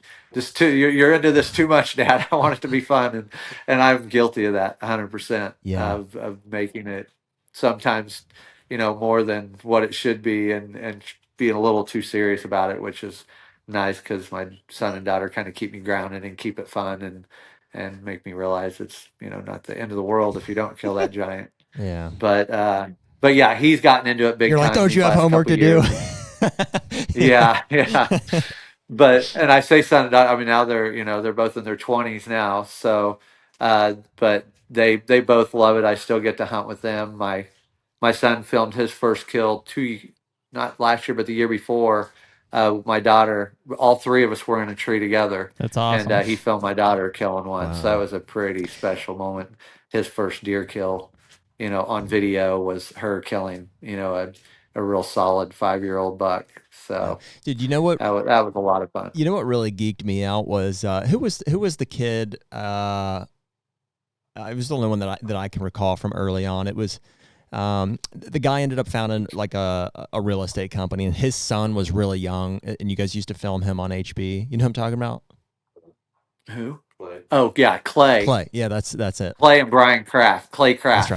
That's right. And so, yep. Because when I was talking earlier about that DVD that I had and stuff, like I said, I must have been, I don't know, 16, 17, and he was probably, I don't know, not 8, 9, 10, something like really young kid, younger than I was. But so I could appreciate that at the time. I was like, this kid's really young, and he had just like an epic reaction. He's like as a dad, what you would hope. And then years later, I was like, I didn't necessarily follow his hunts from year to year, but like it was years later, must have been just like a handful of years ago. I saw him, and he's like a young man. Again, he's just like 5 years behind me, but I was like, it gave me some perspective, about my age, and I'm not that old. I'm only 32 now, but I was like, this kid like grew up on me. He's like, this kid's like, and I see him now listing properties and stuff. Like he's really. I was like, he's like, makes me realize my age a little bit, Yeah, my son's actually like I said, he's getting big into videography and film and stuff. He actually goes and shoots some of Clay's properties. Oh, very cool. So so they're kind of it's like I said, it's kind of the HB family is kind of a big family, and with Heartland Waterfowl as well, we a lot of the same things. He's my son's gone on a few trips with them and filming them, so it's kind of nice getting to see him enjoy that side and growing up around it and just finding that same passion. And you always want to find something to share with your kids as they grow up that you can, keep that relationship. I mean, you're always going to love them and always spend time with them. But, when you have something you share together that you both enjoy, it's that much more time you do get to spend together. So. Yeah, for sure. Do you guys get to do any hunting out of state, or, do you ever make a point to do that? I do a little bit. I mean, I've been to Montana, killed a elk up there. Was the last time I picked up a rifle, actually, like back in 2000, 2001. But as far as like out of state for archery, pretty much just Kansas. I may go to Nebraska this year because I made a bonehead mistake. I put in for my Kansas tag this year, and I had a bonus point, so I was kind of guaranteed. Not guaranteed, but a really good likelihood of. We always go up and hunt with Heartland Pride. Yeah. And been doing it for years, and I've killed some. I think I killed the 188, that giant non-typical. That would have been the 190s. He had a broken tine, and then the other double drop that I killed out there, which was like a 178, just a big one. But they got some big whitetails. But anyway, so I put in there. Didn't draw last year. Got my point. I'm like, okay, I'll draw this year. Put in, and I put in through the process. And I don't know. I got to a screen where it said. I even took a screenshot of it because I get in that habit of like when I put in tags or do anything, just in case they don't email me or I don't get it right away. I want proof that I did it right. So I take a screenshot of it, and I'm in, right. And probably 4 weeks ago, when the Kansas results come out, Cody messages me, and Cody Cook, who's one of the owners of Heartland Pride, he messaged me. He's like, "Hey, did you get drawn?" And I'm like, "Oh, I'm like, well, let me look." And he's like, "Yeah, you should have got an email." Or whatever. I didn't get an email, so I get online and I look, and I'm like, well, it shows I still have a preference point. So shouldn't I have 2 preference points if I didn't get drawn? And he's like, oh no, what happened? And so I start looking, I go back and look at that page that I took a screenshot of, and it says, I'd have to pull it back up, but it made it look like I was done. Or in my eyes, I thought I was done, right? But there was still, I needed to scroll up and hit, I think it's what confused me is it said keep shopping. And usually, like when you're done with most websites, like on Amazon, it asks you, do you want to keep shopping or are you done? You know? And I just, when I saw that, I think in my mind, I thought, I'm in, right? It's all finished. And I didn't hit submit. And come to find out, I tell Mike, of course I feel stupid, am I getting old and senile or what? So I call Mike. Already had him like, in the back of the truck. Yeah, I'm like, man, am I turning into my dad already? And my son's up here laughing at me now. But anyway, hopefully he wasn't in your group. Yeah, he's like, I drew. How about you, Dad? Yeah, no doubt. So anyway, so I'm like, head down, calling Mike. I'm like, I never believe what I did. He's like, no way. He's like, Chandler did that.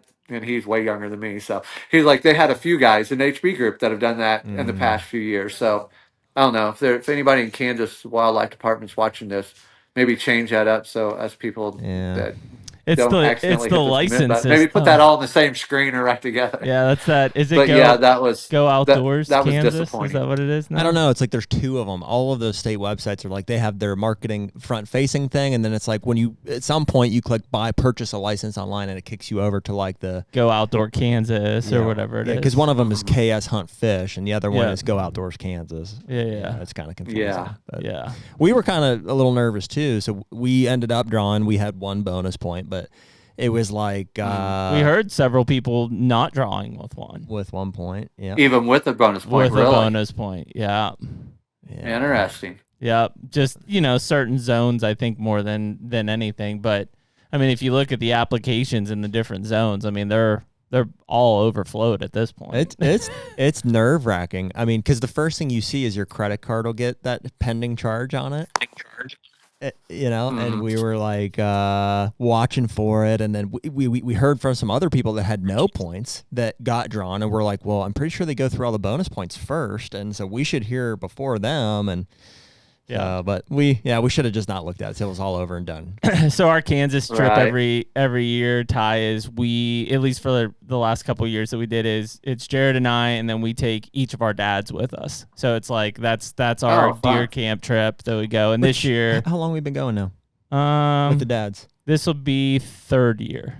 My dad's 3rd year, and your dad's been coming for. Oh yeah, I guess my dad's been coming for 5 or 6. 6. Yeah. Okay. Yep. And then this year, there's been a lot of arrows flung over the years. Tom. Yeah, lots of arrows. Lots of blood trailing, unfortunately, in the Kansas grounds. Oh yeah. We all have those dad moments. Yeah, and but this year Jared's uncle is coming too, who's a big bow hunting influence for him. So it'll essentially be the 5 of us, 3rd week in November in Kansas, which will be a really fun deer camp week. Oh, no doubt. What part of Kansas? We'll be in the northeast part this year. We've done southeast in the past, 11 or 12. Yeah, I mean, I started hunting southeast Kansas. So I lived in Columbia, Missouri for 4.5, 5 years, and so I started hunting southeast Kansas. That was in 2011 or 12, and I would a lot of times I would rather drive the 4 hours southeast Kansas and hunt than spend the weekend hunting around Columbia, so I get in the car and head that way. But yeah, we've been hunting southeast Kansas since then. And then this is the first year that, every year we've kind of just consistently seen it get so much more pressure. And eventually it was like, hey, we need to change the scenery here. Mm-hmm.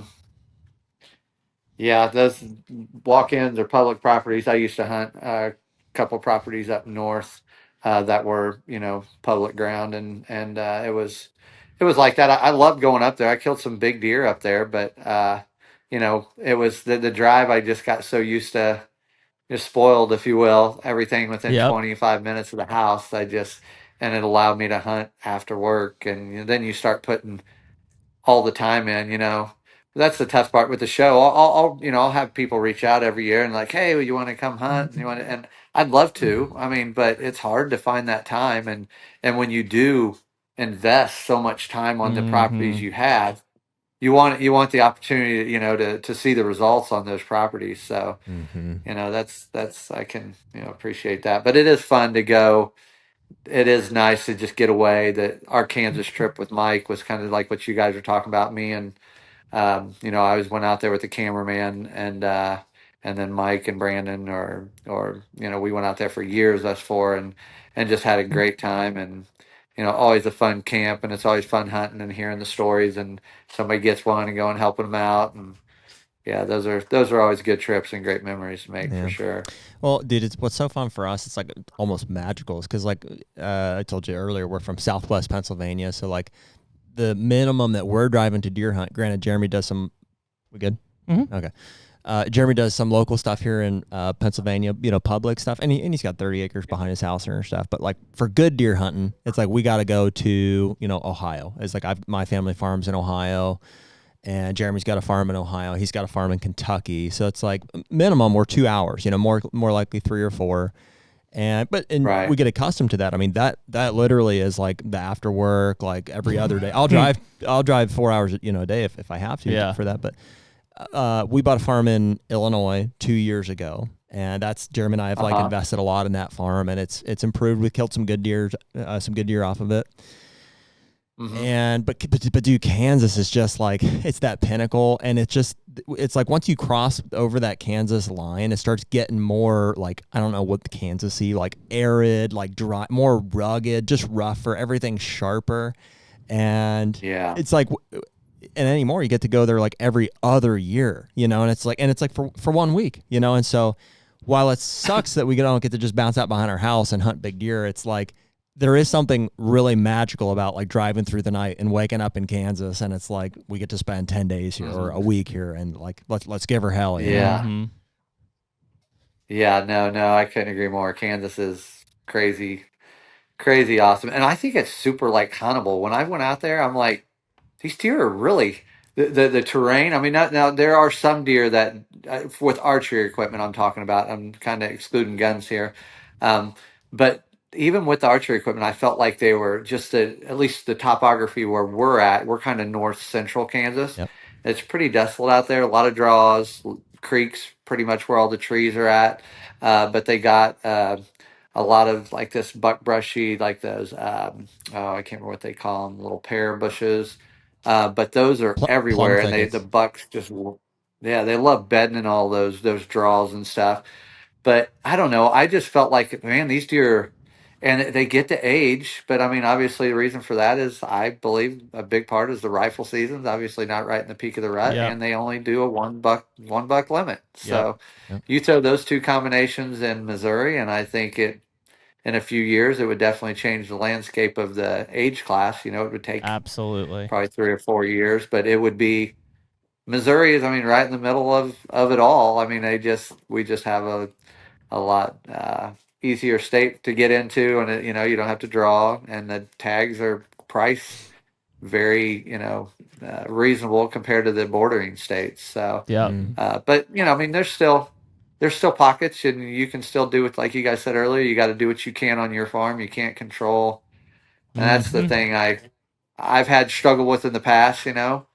Uh, had to get frustrated with other people hunting the same farm or adjoining farms for whatever reason. But I just got to the point probably 15, 20 years ago. I'm like, all you can control is what I do. I can't control Yep. what those guys do. So there's no reason to get too worked up about it, get upset about it, because in the end they're going to do what they want to do, and there's really nothing you can do about it. So. Man. Ty, what do you feel? I mean, I know you're not out there like taking a poll, but like, what do you feel is like the demographic or dynamic like in the ballpark area that you're at in Missouri? Does it feel like there's a lot of like resident landowners, non-resident landowners, like permission type hunting? Like, what does it feel like? I mean, it feels like in the area I'm in. I mean, I feel like it's a lot of resident, landowner. It's a lot of private hunting. There's a few places local, here that you can hunt on, but obviously they get hit pretty hard. Yeah. I think one of the big things that's really great around here is we have a lot of park areas that you can put in for. Okay. Those are great opportunities for a lot of people that don't have that. Granted, sometimes it takes years to get drawn for them, which is kind of not so great. But there's a lot of opportunities in Missouri to drive. A couple hours, hour and a half, and you can get on properties and hunt that are still good. And if you do your homework, you're gonna, there's may not be rewarded quite as often as you possibly would be on private ground, but you can still get. I've killed a handful of really good deer on public ground in the past, so it just. But as far as I think majority of people, I hear all the time. Put it this way, I hear all the time. Oh, I just don't have. If I only had a place to hunt. If I only had a place to hunt, and I would never not have a place to hunt. There's no way I will never not have a place to hunt. I may lose the farms I got and that I've had for years, but I will never not have a place to hunt because I just wouldn't let that happen. I mean, I would do everything in my power. I would knock on every door, and eventually somebody would say yes somewhere. So Yeah. I think that's, I don't want to say a cop out. I know it can be discouraging, but I think the people that say that more often than not are just people that aren't as diehard as others, that do keep those spots. And I think I kind of briefly, yeah, I think I briefly said earlier too, all the spots we've had for, 25 to 30 years. I mean, and the only way to do that is to keep a good relationship with landowners. Yep. Seems like the only time I usually lose a property is if, it's sad to say, but when somebody dies or gets sold. Those are the only two times. I've never just had someone say, "Nope, you're not hunting here anymore. I don't like you," or you haven't you held up your end of the bargain. Or I've kept all those properties, and there's a reason behind it because I take pride in being able, and a blessing to hunt on their properties, and I respect that, and do everything in my power to keep them happy and continue to hunt it because it is what I love to do. So, have you ever had an opportunity to through one of those landowners passing away or a situation like that to consider purchasing one of those properties? Have you ever thought about that? One of them, I did. I just never really been in the financial side. It's tough, right? I think obviously if you look at it as an investment, and because land obviously is a great investment. Very rarely, if you hold on to it long enough, or you're not going to make money on it. But just kind of being a single income family for the most part my whole life, I've never really had the extra money to throw at that, and I've always been blessed with having the properties to hunt, so it's never been a major concern. If it ever lost all my properties and it got to that point, then yeah, I would possibly think about that for sure, as much as, big a passion as I have for it. But. Well, it definitely makes you think. I look at what Jeremy and I have spent on property. We just got our tax bill the other day, and it's like, boy, this is probably not the cheapest way to do this. No. You know what I mean? Yeah. But there's the whole process too of land ownership that I think that we love, and there's things that come with that I'm like, that's worth something. And you're right, long term, there's the investment potential, and can be hard to see probably, short term sometimes. But we also, I just don't think we weren't able to find those permission opportunities like they, for whatever reason. And maybe we just didn't knock on the right doors, or it probably has a lot to do with the ruralness, or remoteness, or just locations. Too. Ty obviously is in a place where he grew up. He knows probably a lot of people in the area. If we go out to where we bought our farm in Illinois, we didn't know anybody. Yeah, that's there's nobody out there. And it's amazing too. It's kind of why I asked the question about the dynamic of people there. Dude, where our Illinois farm is at, it's like I don't know what the percentage is, but it's 70-80% of them are non-resident land. They're all from Michigan and Wisconsin. Yep. It's like really? That's who owns all those properties. And then the only other ones are big historic family farms, long time local, trust type farms, right?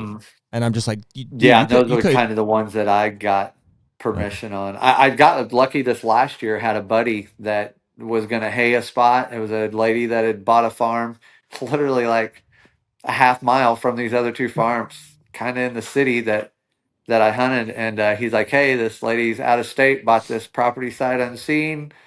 You know, talked to her about hunting it." So we offered her a lease, and it had been dumped on trash.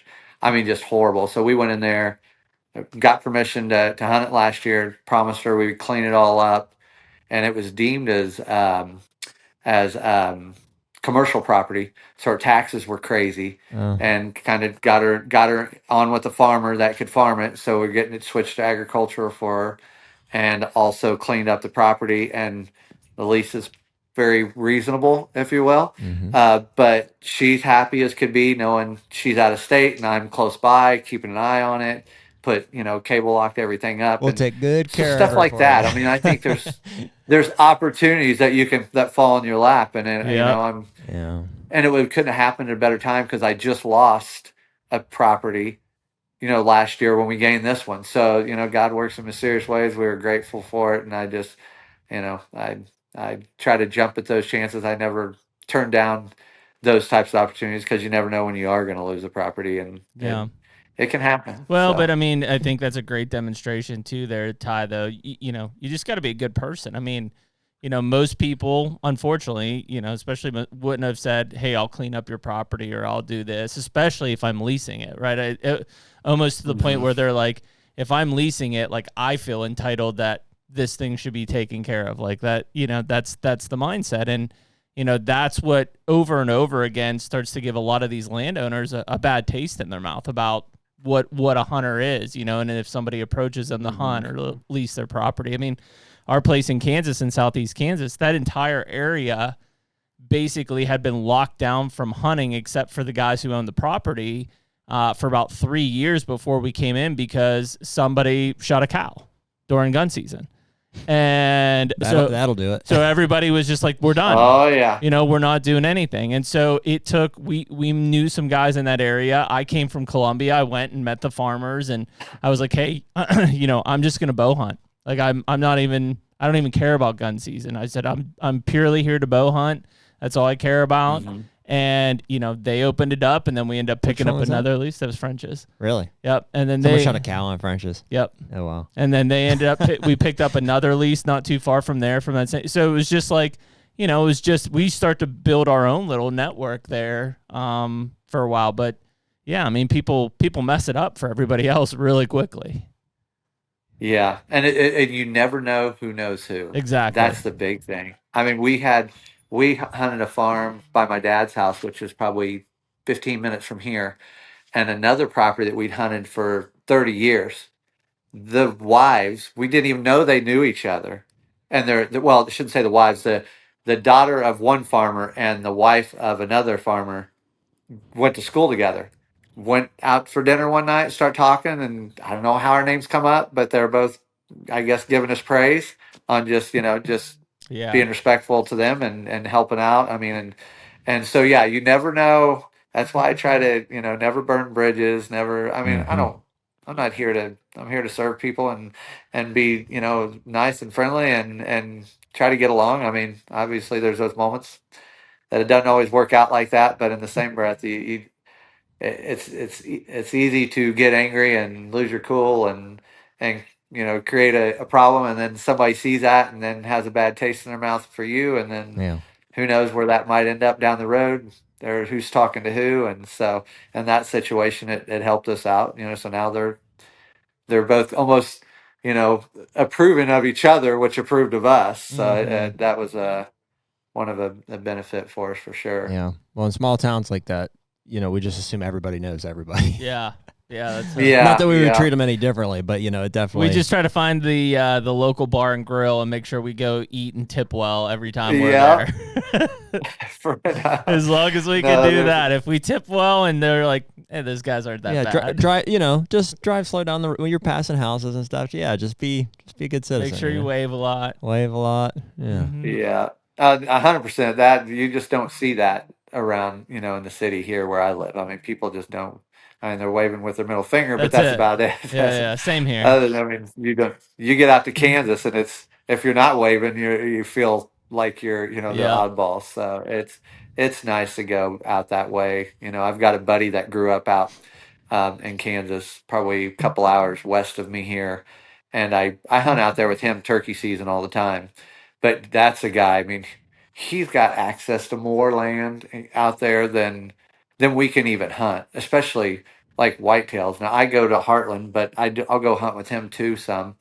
But man, it's just, but he grew up, so he knows all the farmers. You know, everybody, just about everybody around there will let him hunt, and it works. It's really nice for turkey season because turkey season you're jumping from farm to farm looking for birds. Where deer, it's not you're not quite jump around, not like you do turkey hunting. But yeah, it's a big thing. Like anything in life, jobs. Any buying a house.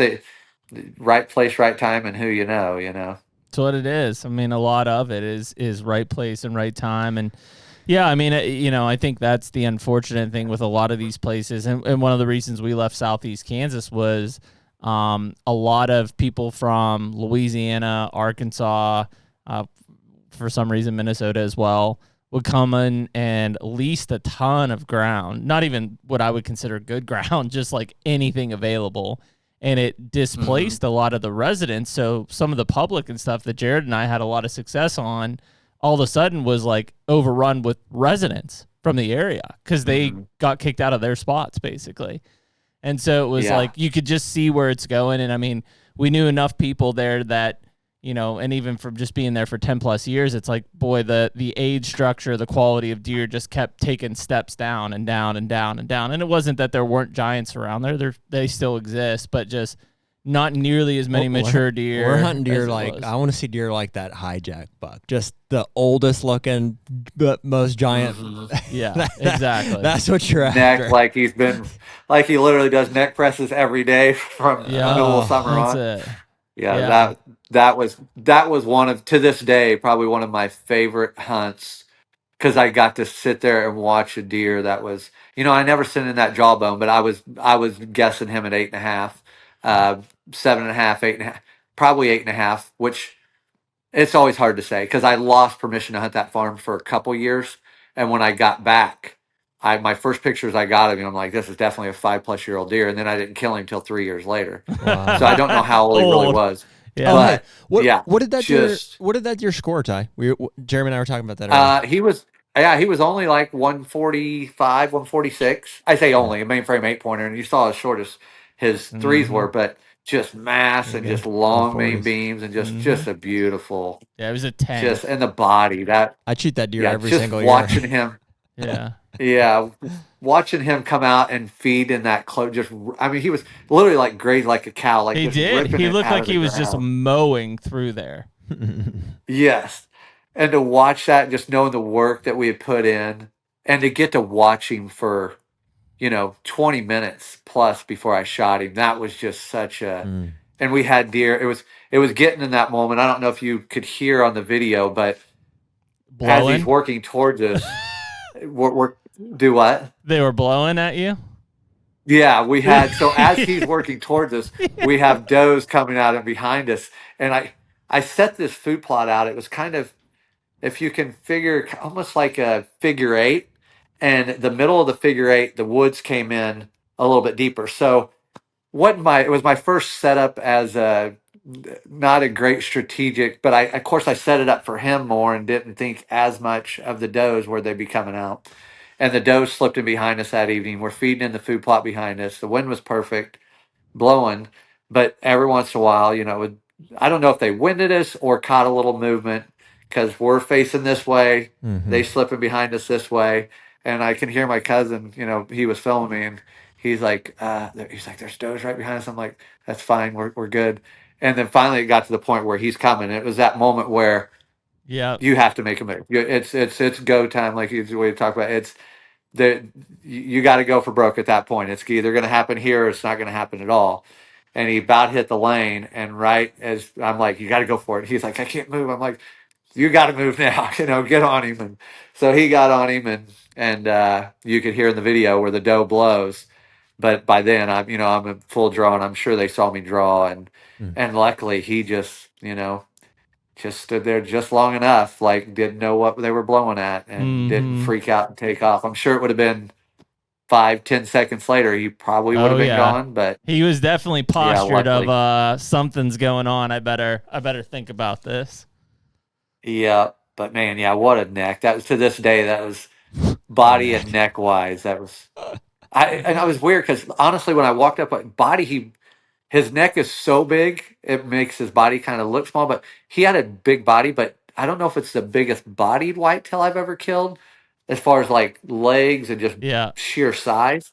But neck wise, I don't even think I've seen another whitetail in the woods that come up that had a No. neck like that deer had. It was just Did you incredible put him on watching. a scale? Do you recall?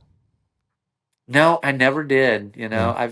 I never weigh any. I don't have a scale, so I never really weighed Really? any of the whitetails. We've just in the past couple years started sending the jawbones away Yeah. just to prove to Fun. ourselves that yeah, this is Yeah. No, that's a cool. deer of that age caliber. It's fun to And know. Yeah. like the one my dad killed one last year with buck we called 7 Up, and I thought he was 7.5. He ended up being 8.5. So, I mean, that's to get a deer that age. It's pretty, and they just get so smart. I mean, they are truly. I'm sure you guys have been on, go to a farm and the farmer's like, oh yeah, those deer are walking around all the time, whether I'm on my tractor but deer of that caliber they're just different Those whitetail and ones they aren't. just come out. Yeah, they're so just aware of everything. It just amazes me. Even when they come out in the opening, they're still keenly aware of everything that's going Mm. on around them. Mm-hmm. It's incredible when you get to watch her. So to get to watch him for that long, it was probably will forever go down as one of my favorite hunts for sure. The HUNTR Podcast is brought to you by Mountain Tough. Man, as everybody knows, physical fitness is super important to both you and I, Jared. And so whether it's training for the Badlands so that we can pack out a muley or our weekly whitetail hunts, the thing that we don't want is to be a big piece of shit in the woods this year. Yeah, absolutely. I mean, dude, even just in our daily lives, whether we're planting food plots, running our businesses, spending time with our family, we just want to feel good. And that all starts with physical fitness. Yep. So this year we're partnering with the Mountain Tough app, cool new app that you can go in. You can do rucking, you can do weighted vests, you can do minimal gear. But basically the app has both coached and self-guided courses, anything and everything you need to be mentally and physically tough for this hunting season. And so right now you can use code HUNTR, HUNTR, on the Mountain Tough website. That's mtntough.com. It does have to be the website. It can't be either of the app stores to get that discount applied. You get a free 2-week trial anyway, so anybody can go on and use that. But while you're signing up, use that code HUNTR. You'll get an additional free month after that trial period to use the app. That's a total of 6 weeks. That's a huge savings. So this season, get Mountain Tough. Dude, while we're on it, can we, it being just some of these iconic hunts that stand out to me, the other one that stands out is that I know it was in Kansas, and do you know the deer I'm talking about? He just had all kind of sticker points. He comes down along that fence row. He's right there on the wall, right in front of me here. Yeah. I'd turn the camera around. Can you just tell us that story? What happened with that? Yeah, so that was our first year with Heartland Pride. Mike and I got out there and hadn't built a relationship with Cody and Jordy and the guys quite yet, but just on the phone, kind of talking back and forth, sending us some pictures. So we were excited. There was a buck they called Crybaby that Mike was kind of after on another farm. So when we got there, he was really good. I mean, obviously it's an outfitter. Mm-hmm. So they have a ton of stands, and we had access to those if we wanted. As far as the farms, they had other people hunting there too at that time because it's mid-November. Mm-hmm. But so they kind of gave us a couple farms that we could hunt, I think it was two each, and kind of showed us the pictures of the deer that were using that farm that they've had on there. So right away, we've seen a few big ones.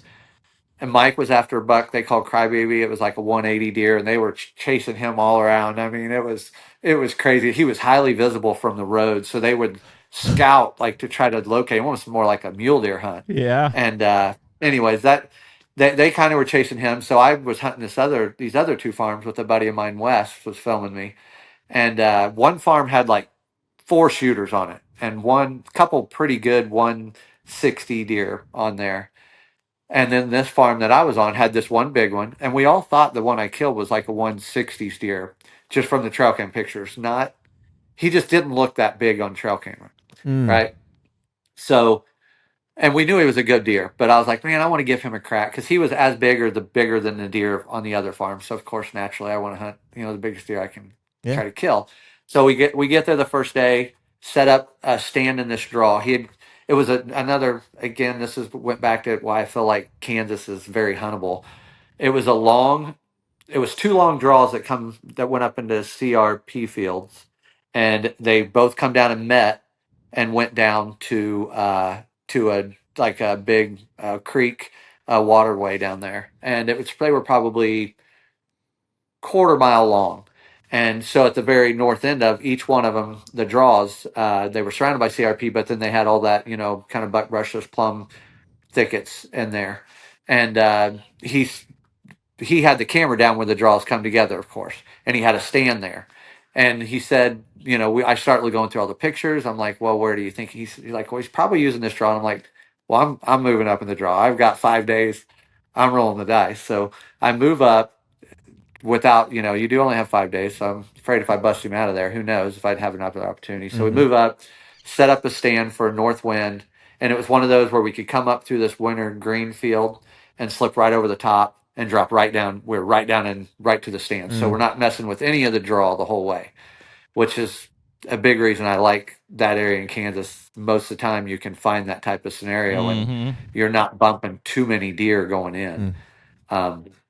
So anyway, so we set that stand up, went to another farm, set up a couple stands, kind of hunted both of them. I had one buck that come up the very first morning right over a pond dam. Beautiful. Probably it was a mature deer, but couldn't get turned around. Didn't really want to shoot him anyway. Kind of glad it didn't work out. And so we hunted. It was really just the third morning we were there. First day we set stands. Second day we hunted morning, afternoon. And then the third morning I hunted that set again. I'm like, well, let's go hunt this deer one time. If we don't get him, we're only going to have, 2 or 3 days left. We'll spend our time on the other farm where our odds are way better because we're there to film a hunt, not only for us, but for, Heartland Pride because, Right. yeah. And anyway, so we get in there that morning, perfect, crisp, beautiful November morning, just like you hope for, 20 some degrees. And we're literally, as Kansas is, I literally reached down out of my stand to have my bow, to grab my bow out of the hunting stand. So we're on the side of this. We're just down in a little dip, just enough where our background, our backdrop is kind of the hillside. But when we got out of the tree and looked back, we're like, only in Kansas. No way that works in Missouri. Those deer would have, on the farms I hunt. There's just no way. But I reached out and got my bow. We get all set up and that we had a few deer moving through that morning and rattled. Another great thing in Kansas, the deer ratio I think is just good out there, and they come to the horns. And so rattled in a couple bucks, pretty decent 8-pointer. Passed him up right before the big one ends up coming in, and of course I rattle. Wait about 5 or 10 minutes, and I look up the draw, and I'm like, oh, there's a deer. Grab the binos, throw him up, and I'm like, it's him. I'm like, he's coming right at us, and he comes down the draw just perfect. And where we had set up on this draw, it was a big long draw that comes down to, like I said, the two met. But the draw we were in also had just a notch out, like just enough to go back and about maybe 40 yards to our right. And I never really saw many rubs. There was a few single rubs coming up down to that pinch point, like we're obviously a rub line. But once I got to there, it's like almost like that's as far as he would go during the daylight and then go back out. Because all the pictures they had were pretty much of nighttime. I think they had one early morning picture of him.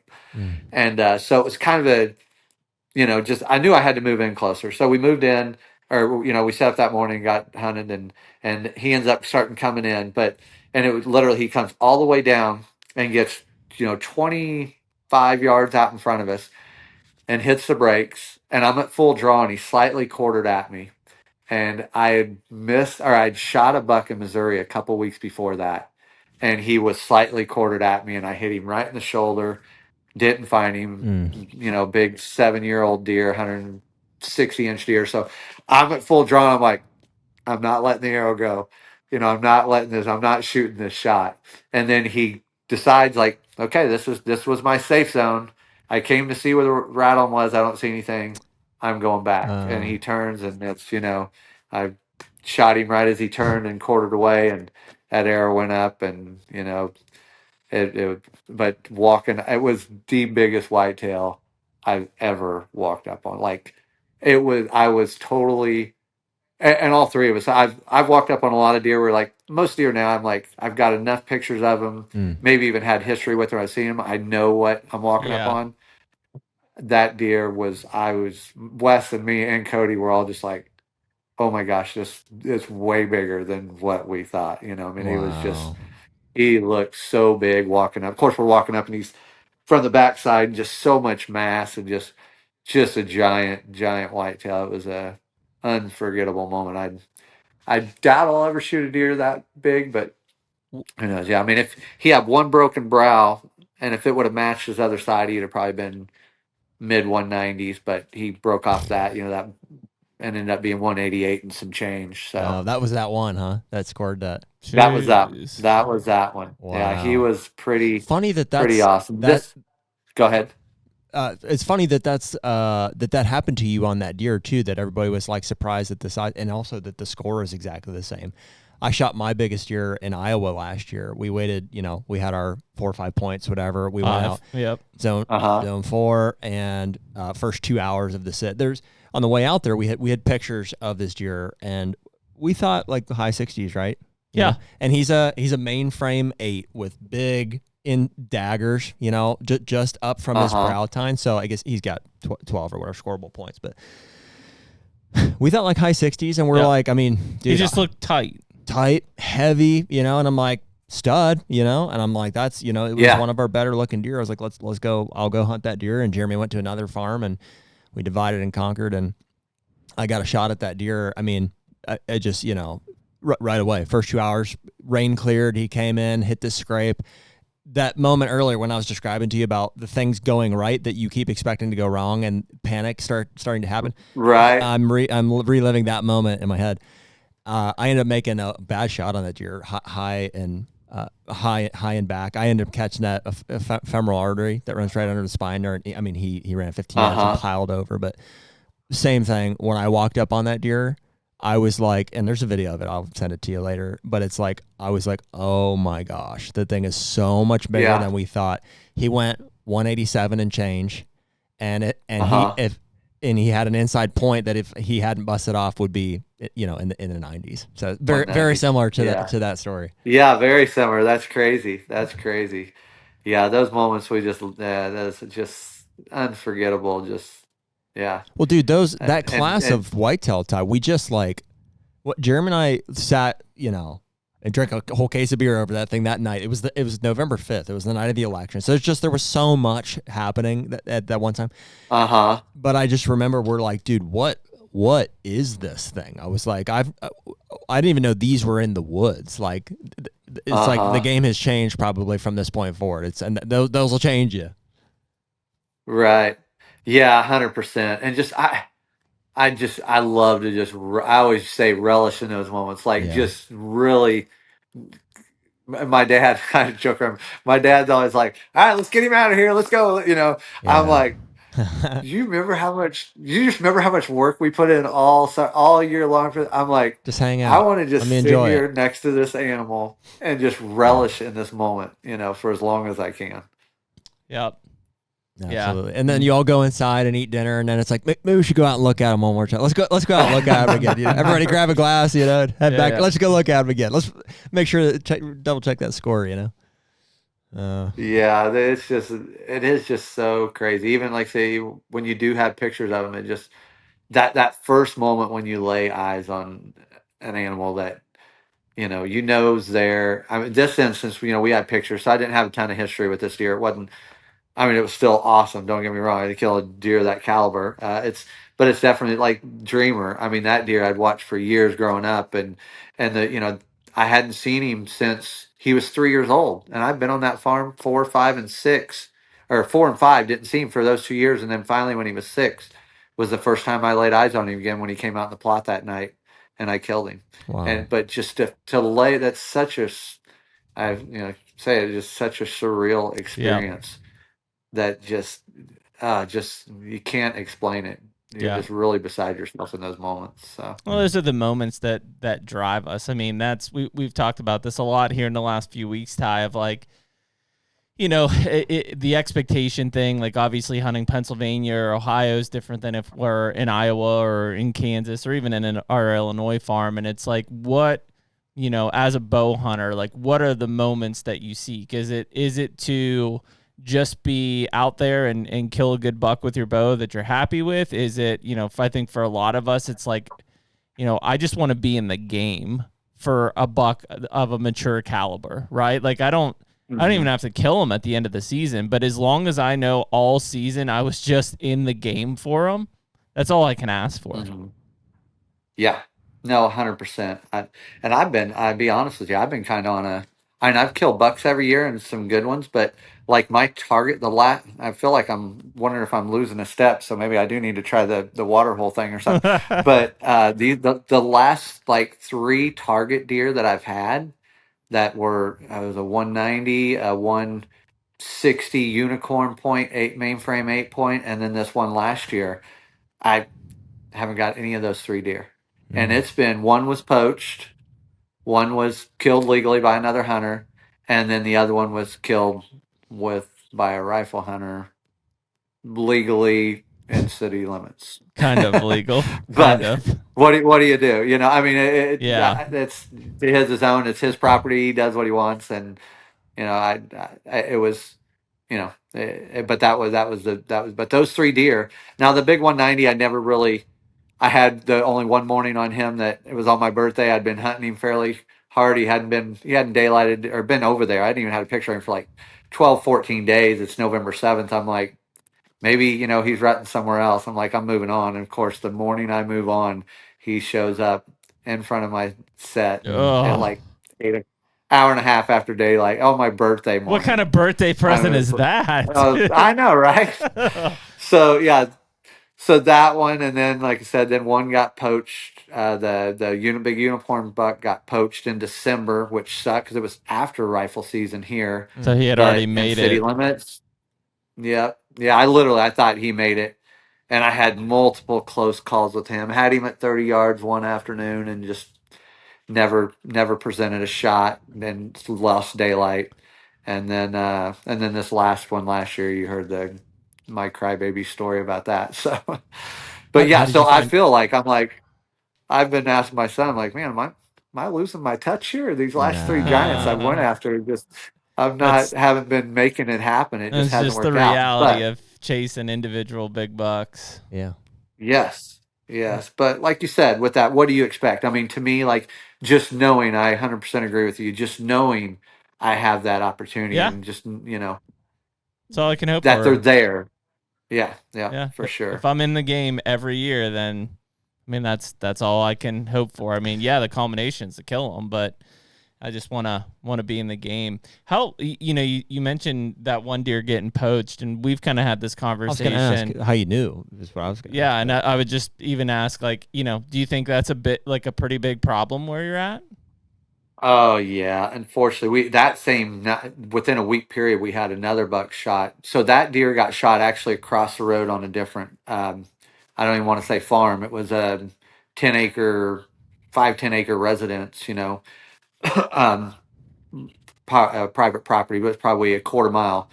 And another interesting factor. This is in city limits, right? Yep. That where he got shot to where I found his shed the year before was 2.1 miles away. Wow. Which is pretty insane for in city limits. But so the way I found out, it was kind of interesting, and I still have never found out who killed it, who poached it. But I ended up getting everybody. All my friends knew I hunt around there, and I ended up getting a buddy of mine saying he'd gotten pictures of him on his farm. So I kind of started hunting that side of the farm more.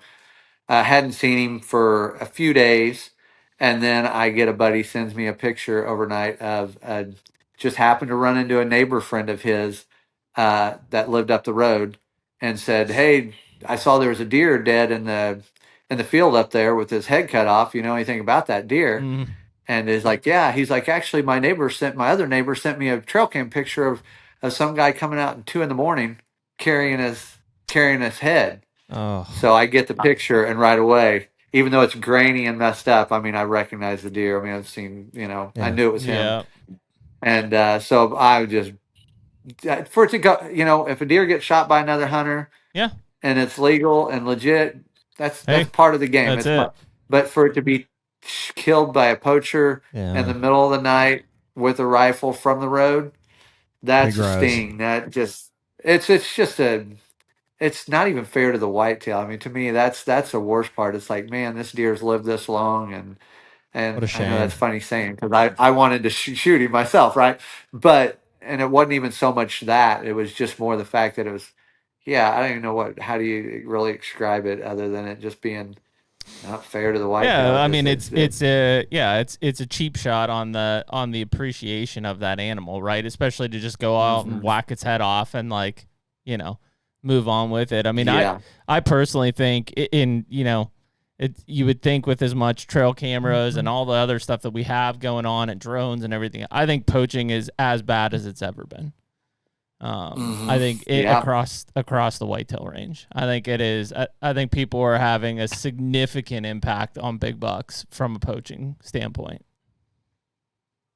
No, I couldn't agree more. That year we lost those two, and then the crossover buck, I honestly thought it got poached as well because he was just maybe 3/4 of a mile on away on another farm or a different part of that farm, and he disappeared in like late December, which he generally stayed there. I'd found a shed the year before, so I was fully expecting him to winter there, or at least until January, February. Yeah. I knew he didn't summer there, but I thought he had died too until the next year, and then I got a picture of him, so I was happy about that. But I had really thought at that moment I was like, man, every big deer that we got is dead now. Somebody shot him. When you find two of them dead with bullet holes from the road. And I mean, I got the DNR, game warden involved and had them come out. But I mean, I get their point. What are they going to do? Sit down there every night for 3 months straight, hoping somebody drives by? They don't do that. I mean, it's all about tips. And so I waited, of course, with social media, I thought, well, maybe the guy will brag it up, right? Or maybe a friend of a friend will drop a picture, and it's a very unique whitetail. And I knew, with having the trail cam picture of the guy leaving with its head, maybe a little bit of evidence that they could maybe at least go get the guy or at least find out who it was, which I have some suspicions, and we've got a couple guys that our names are on the radar that pop up around this area on different trail cameras quite a bit that are well known and that have a history record, but they get a slap on the wrist.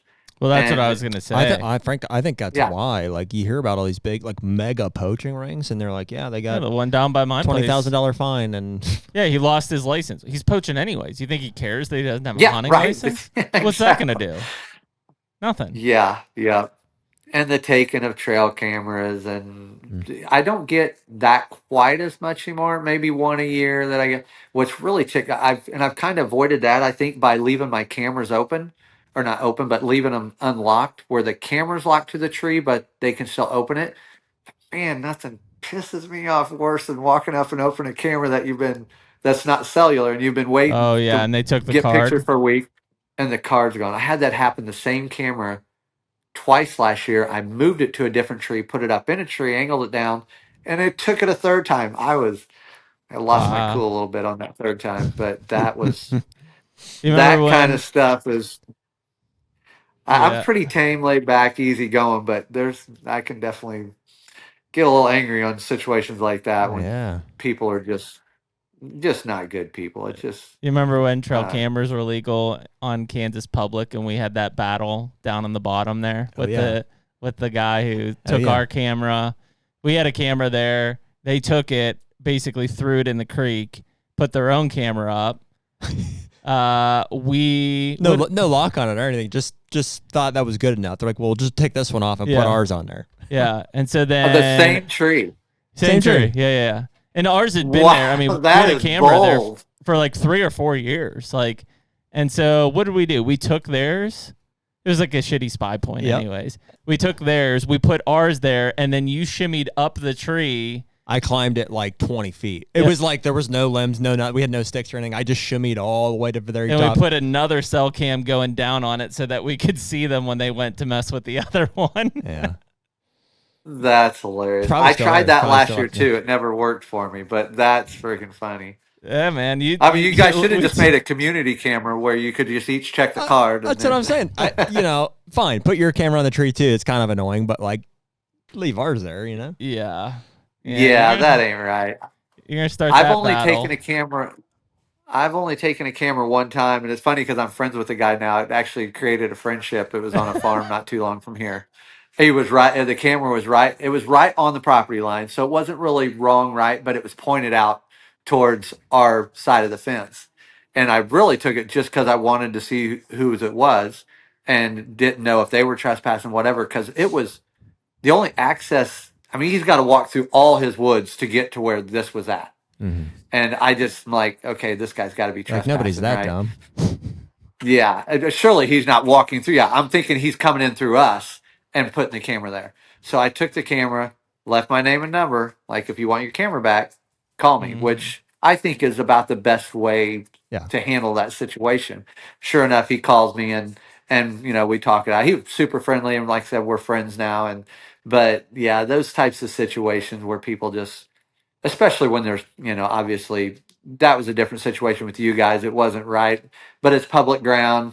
But when they're trespassing on private ground, taking your stuff, that part just, man, it digs deep, man. It just, nothing like having stuff stolen from you. Yeah. Well, like you said, I mean, at the end of the day, whether it's that or the poaching thing especially, is like, it's a slap on the wrist. Like, most of these people, like, maybe they get a monetary fine, they get a loss of license. That didn't matter anyways. It's just, it's an ongoing battle that, like, they're not going to stop. And I mean, unless you throw a felony at them or put them in jail or take away their weapons or whatever it is, like, they're going to keep doing it. It's, for a lot of these guys, I've talked to a lot of wardens about it. They're like, it sounds crazy, but like, it's an addiction for these guys. Like, their addiction is going out and just shooting as many big bucks as they can, like, in any means necessary. And like, they somehow justify it in their head, like they can just do it, like it's their right to do it or their privilege to do it. And he's like, you talk to most of these guys when they get caught, and like it's like a drug addiction, because when you basically try to force them to stop, like, they'll keep trying to do it. They'll figure out a different way to go about it. Yeah. And I don't know about you guys, but it seems the ones that I've known or found out about, it's like it's generational. Oh, it absolutely is. It's handed down. Yeah. Absolutely from grandpa to the father to the son to the. I mean, it's been. I had a camera stolen on a farm, the one I lost a few years ago. Had a couple cameras stolen on that farm, and I knew the group of guys that used to hunt there, and they had got kicked off because different reasons, Anyways, so I knew it was probably one of them. One of them ends up returning one of my cameras. It was Arconic, so it was over $500. So it was a felony type charge. So I turned all my serial numbers in. They ended up returning it to Shields, signed their name off on it so they could get money back, and got in-store credit for it. Shields then sends a serial number and the Reconics, and then Reconics contacts me. And this has happened with Mike, with myself, I'm sure Sean, multiple of us, So we've got the guy. The police, call me, tell me, and they're like, we'll contact him, bring him in.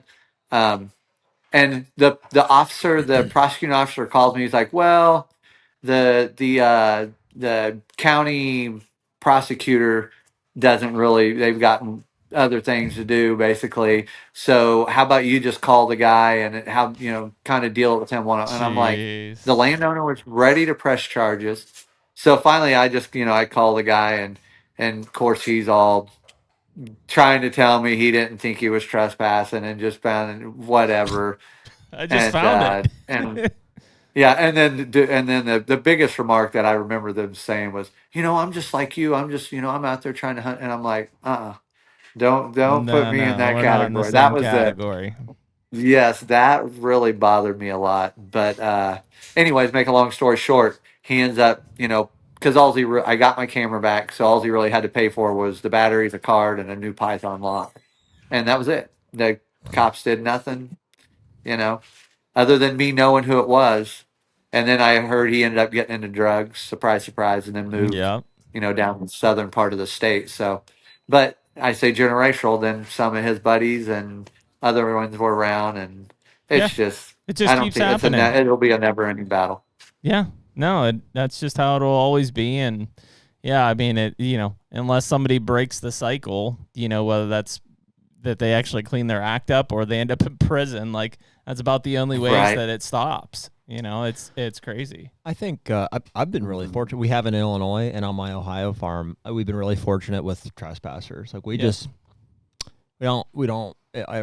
just really see a whole lot of it. And I attribute a lot of it to cell cameras, frankly. Mhm. I think just I think, and some people don't know, what I mean, they're not fully aware, but there's definitely a percentage of people who are aware that there's cell cameras out there and stuff. And I think they're a little bit more wary. Area driven. I mean, I got cell cameras in Southern Ohio, and I had a crackhead sticking a machete in a stump in front of it, trying to and that guy has get my attention. That guy has no clue, Wow. Yeah, and I turned it, and the sheriff caught him, and then Same thing. They wouldn't like, even. you should just talk to him. They're like, yeah, you know what? He's just a whack job. We told him he won't be back. I was like, well, I need to press charges. They're like, you don't want to do that. Like, he's just a weird guy. He's from a couple towns over. He won't be back. I'm like, how do we know? Yeah. Yeah, and that's the thing. You don't know what you're walking up to. Sometimes you don't know if they are that. I mean, if they've got that, they don't care about other people's property. Who knows what their thoughts are on somebody's life? You Yep. just don't know what you're walking into, and it's that part of it. I guess my dad's always, don't ever approach, don't ever, approach it, don't say. I'm like, yeah.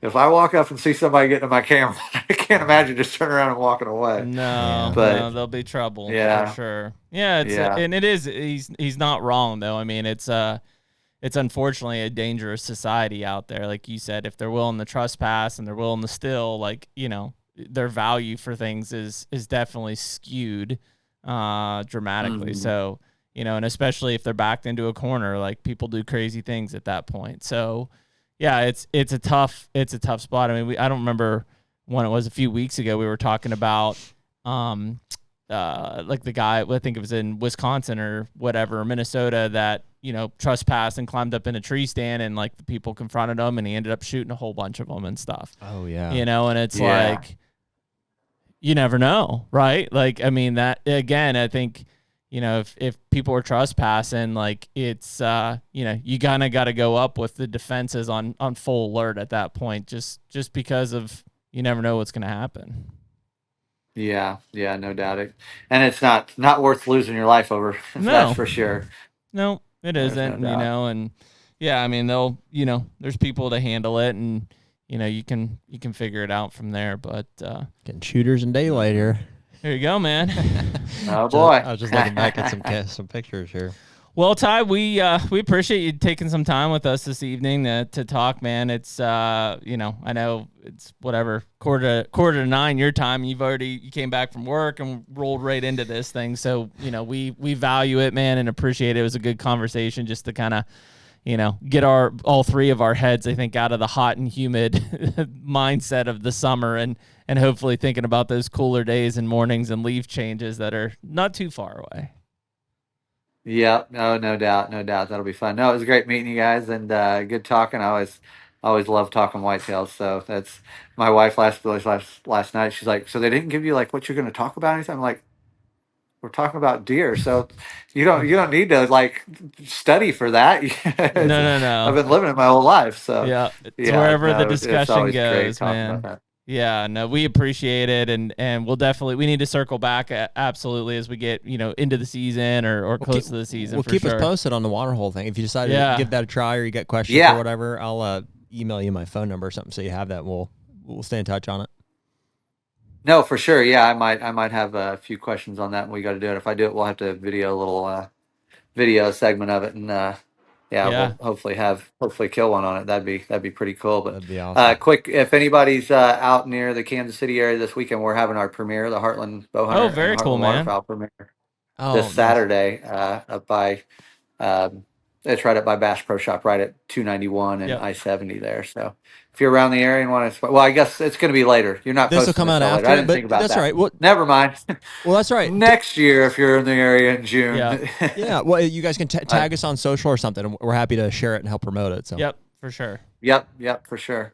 Awesome, man. All right, well, good luck to you guys this season. Yeah, definitely keep in touch. I always like seeing big deer. So if you guys are on any good ones, yeah, share it, and I'd like to see where you guys are at and how you're We'll doing. do our and how your best. So season like, goes hey, along. listen, we got to keep hunting. Ty said he needs to see big deer pictures, and if we don't Yeah. deliver, like Well, he's gonna think less of us. If nothing else, I'm sure we'll remember to text you happy birthday. Your birthday is an easy one November to remember. 7th. Yeah, November It's 7th. National Bill Winky Day is what we call it. Yes, 100%. I know Bill Winky's favorite day. Yeah, his favorite day is November 7th. I will be in a stand every year. As long as the Lord lets me, I will be in a stand every year on my birthday for sure. That's about as best of a birthday gift as you can give yourself. November 7th in the Midwest, you'll be all right. Yeah, amen to that. All right, guys. well, hold on appreciate you having me on again. It was real nice hanging out. You guys have a good night. The Hunter Podcast is brought to you by Beast Broadhead. Dude, Beast broadheads. Man, we've been advocating for and shooting expandable, especially big expandable broadheads for years and years now. And it just seems like they just keep making them better and better. And ultimately, with the relationship we forged with the Bowmars this past year, we're just super excited to be shooting the Beast broadheads this year. I mean, this broadhead it's the world's sharpest expandable broadhead out there. It has best penetration, and it's got bone avoiding technology. Ultimately, we want to create the most trauma possible on a deer when we release an arrow. The Beast Broadhead does that for us every time. So right now you can use code HUNTR, HUNTR, for a discount on anything on the Beast website. So definitely go check out beastbroadheads.com. 260 with Mr. Ty Easley. Yeah. It's funny, like he was just saying there with, his wife saying, well, like, what are you guys going to talk about? And it's like, we had some technical things there. We'll get that hopefully fixed through this, but like 2 hours and 30 minutes basically of just deer talk.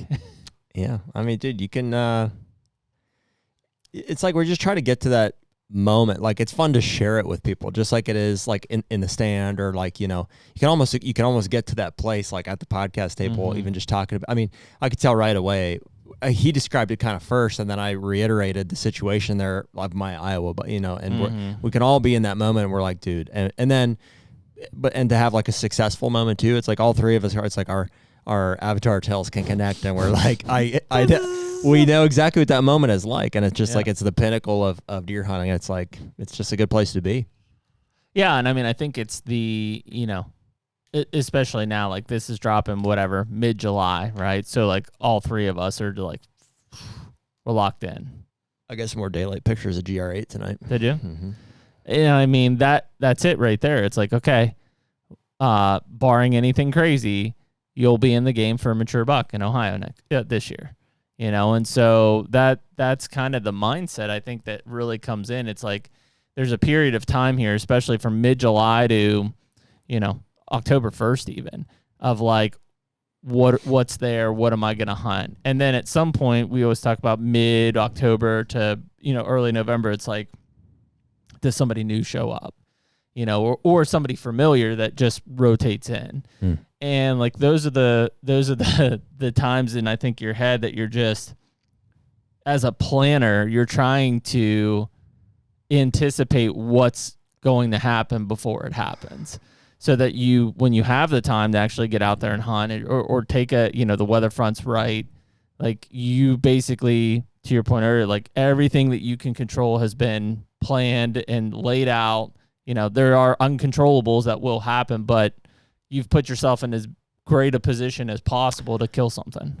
I mean, I think, I've been humbled on this many times, so I'm not like saying this is how it's going to go, but like of the 3 deer that I think are like on the, and there will definitely be more, but the 3 that I'm like, okay, they're alive. Yeah. I'm like, I can foresee a situation where I'm like, I know exactly where it would happen.